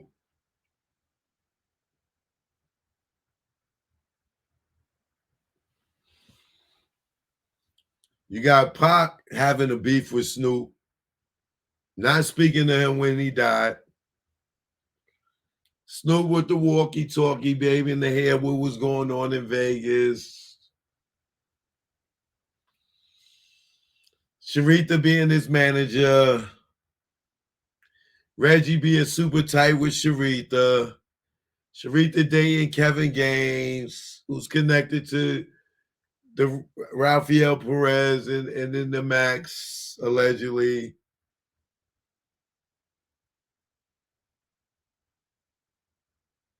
Suge catching Sharita with Kevin Gaines.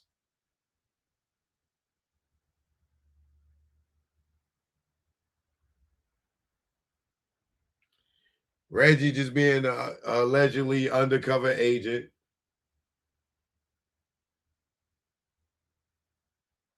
alleged drug dealer,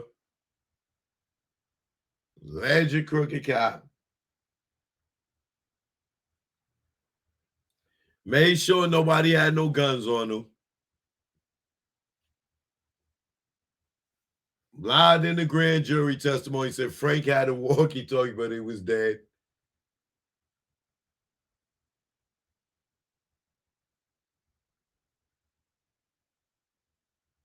It's way too much, bro.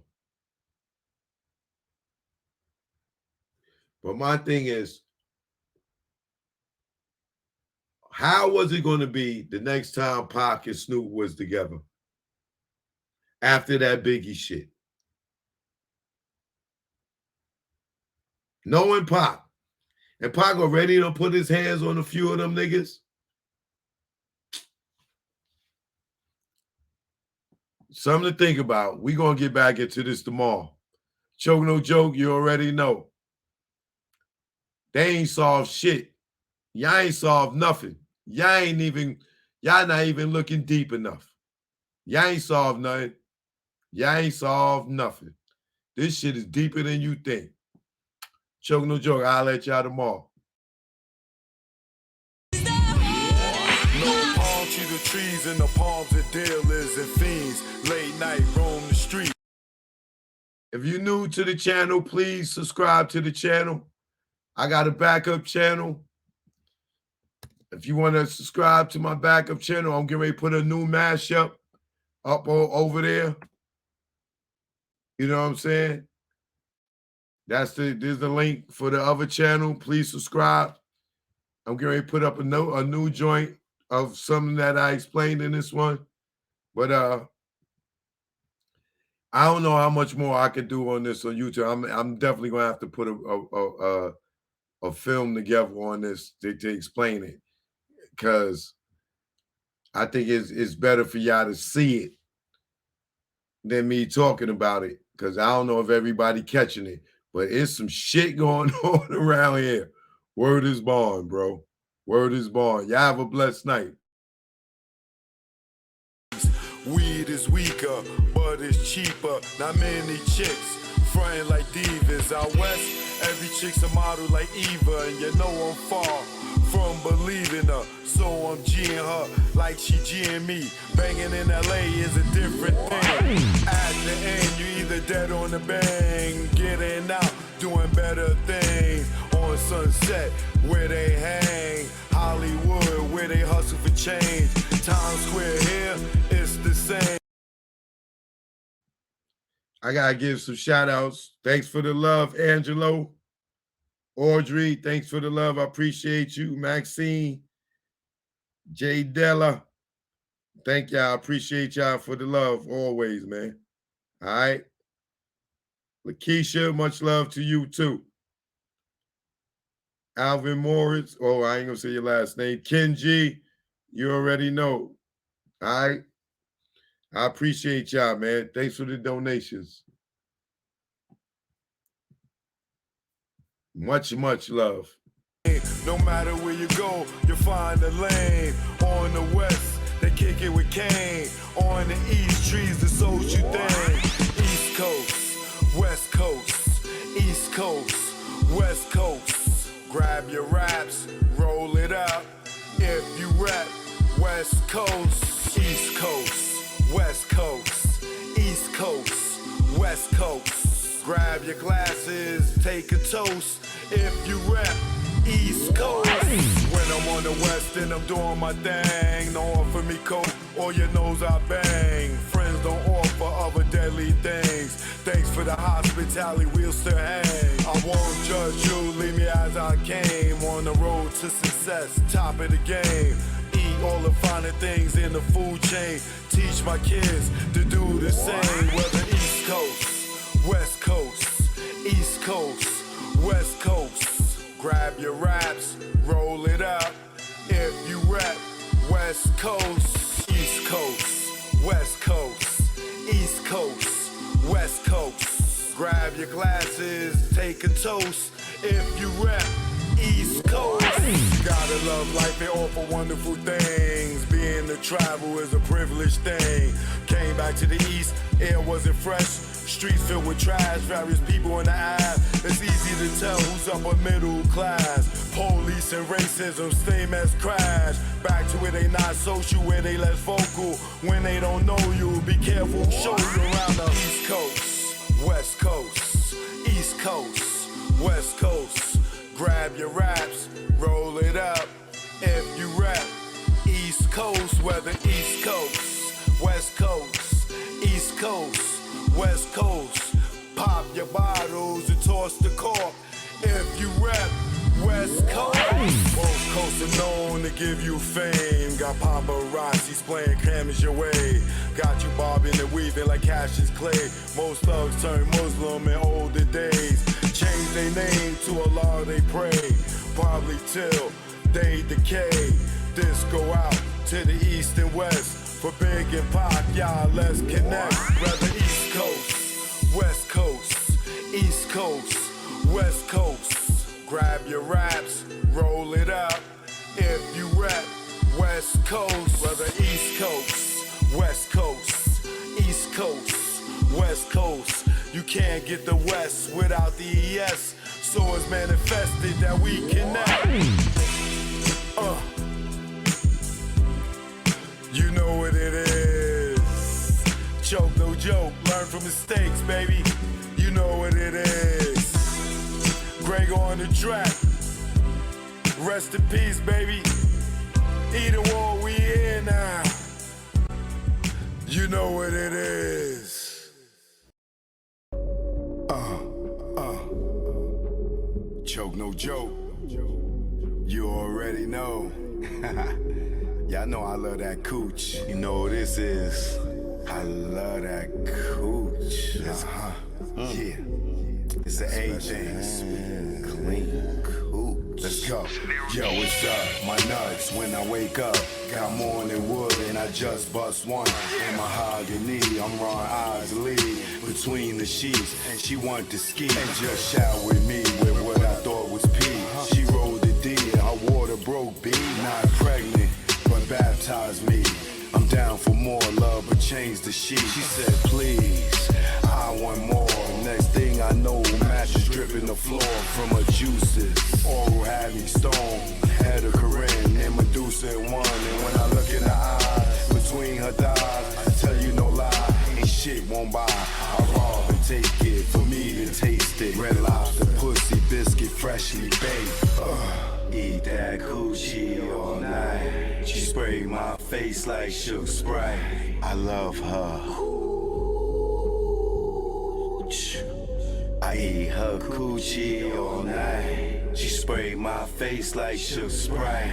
I love her. Suck my nuts when I wake up. Got morning wood and I just bust one. In mahogany, I'm Ron Isley. Between the sheets, she want to ski. And just shout with me with what I thought was pee. She rolled the D and her water broke B. Not pregnant, but baptized me. I'm down for more love, but change the sheet. She said, please, I want more. Next thing I know, mattress dripping the floor from her juices. Oral had me stoned, had a Corinne and Medusa in one. And when I look in her eyes, between her thighs, I tell you no lie, ain't shit won't buy. I rob and take it, for me to taste it. Red Lobster, pussy, biscuit, freshly baked. Eat that coochie all night. She sprayed my face like Suge Sprite. I love her. Oh yeah. My man had to come through and make sure it went through. Y'all niggas is in trouble. Choke no joke. I ain't no joke, the mixtape. We here now. You already know. Let's go. Choke chillin', got away from them billin'. Ain't shit really changed though, I'm still that villain. I'm making money with rhyme, fuck black on black crime. Beef and money don't mix, like Muslims and swine. I'm talking milk, penicillin, y'all be illin'. Y'all be thinking y'all killers, with y'all screw face grillin'. Kick that bullshit to me, y'all be wet though like Bruce Lee. And Brandon and Hearst on the highway to heaven. Man, you making mad threats and stuck in one section. I'm OBP like Naughty, making connections. Talking under your breath, get you something you don't need. 2 fully loaded Macs, filled up with heat. Nigga, you sweeter than 30 days for a body. Pop shit to these niggas, see me walk by me. But I ain't looking for no beef, I don't eat bologna. But I bring a whole cow if you run up on me. Shiesty, try me and hype me to peel your wig back like 10 cent icy. Bring it, stop bluffing, I got your threats, they mean nothing. I respond like Bond, I come through, I'm bombing. Playing bodegas, flipping Montega. You tan in the Jacks, I tan in Jamaica. Faker, wouldn't bust if he raped ya. Your chick got blazed up, hit it like Jada. While you blew up a pager, had to breathe like Vader. Your star at war, with the lightsaber. I'm here to lyrically tear your red, nigga, you a spear. I jack you up, now you outta here. Throw me on the 600. Now fucking nigga hum it. Blowing down 8th Ave with a bad bitch blunted. I take it there. Y'all niggas don't want it. Y'all niggas don't want it. Y'all niggas don't want it with no joke. Who you thought it be? Represent the NYC. Bring it on if you niggas want some of me. Have y'all niggas feeling it like Jay-Z. No joke, who you thought it be? Represent the NYC. Bring it on if you niggas want some of me. Bronze King like the LORDFINESSE.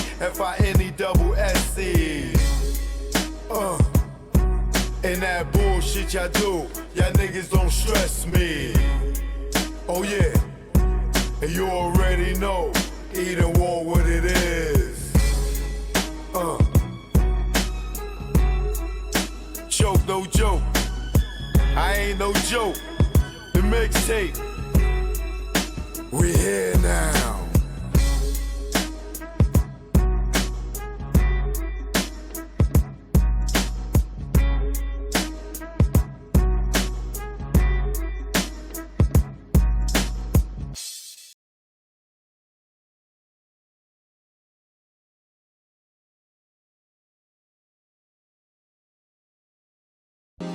Choke, no joke, no joke. You know what it is.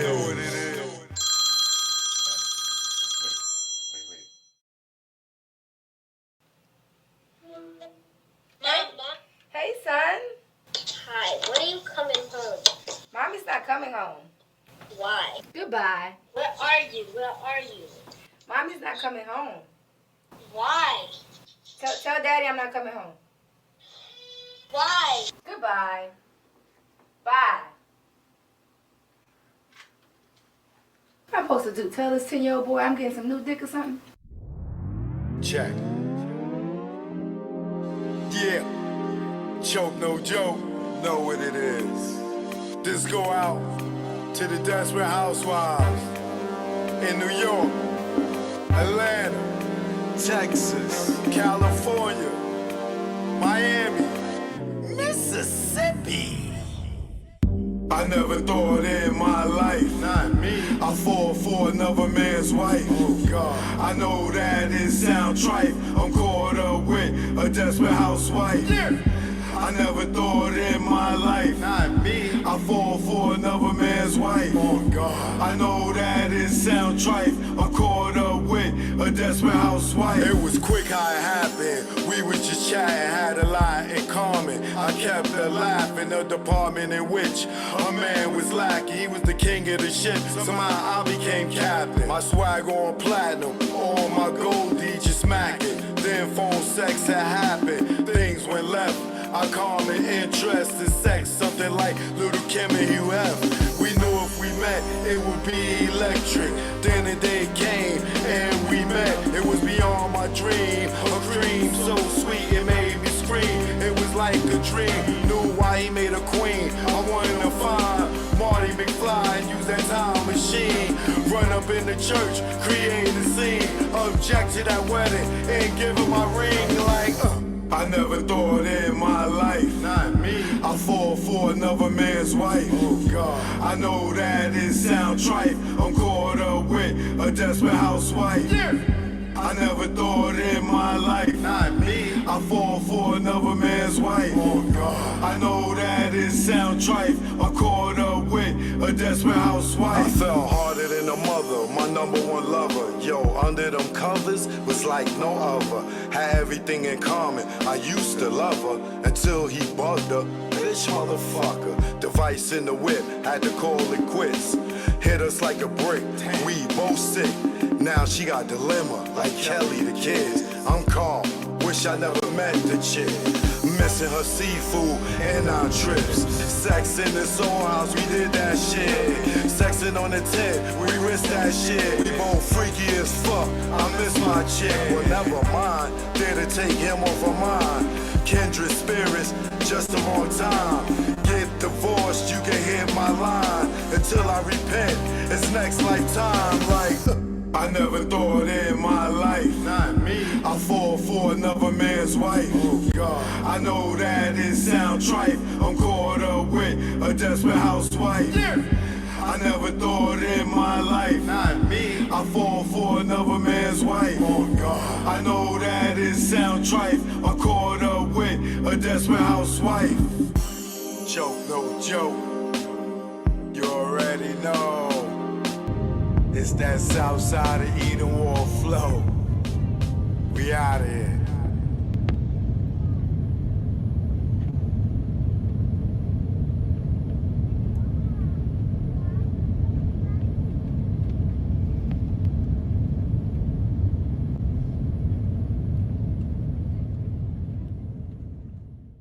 Joke, no joke. Y'all already know.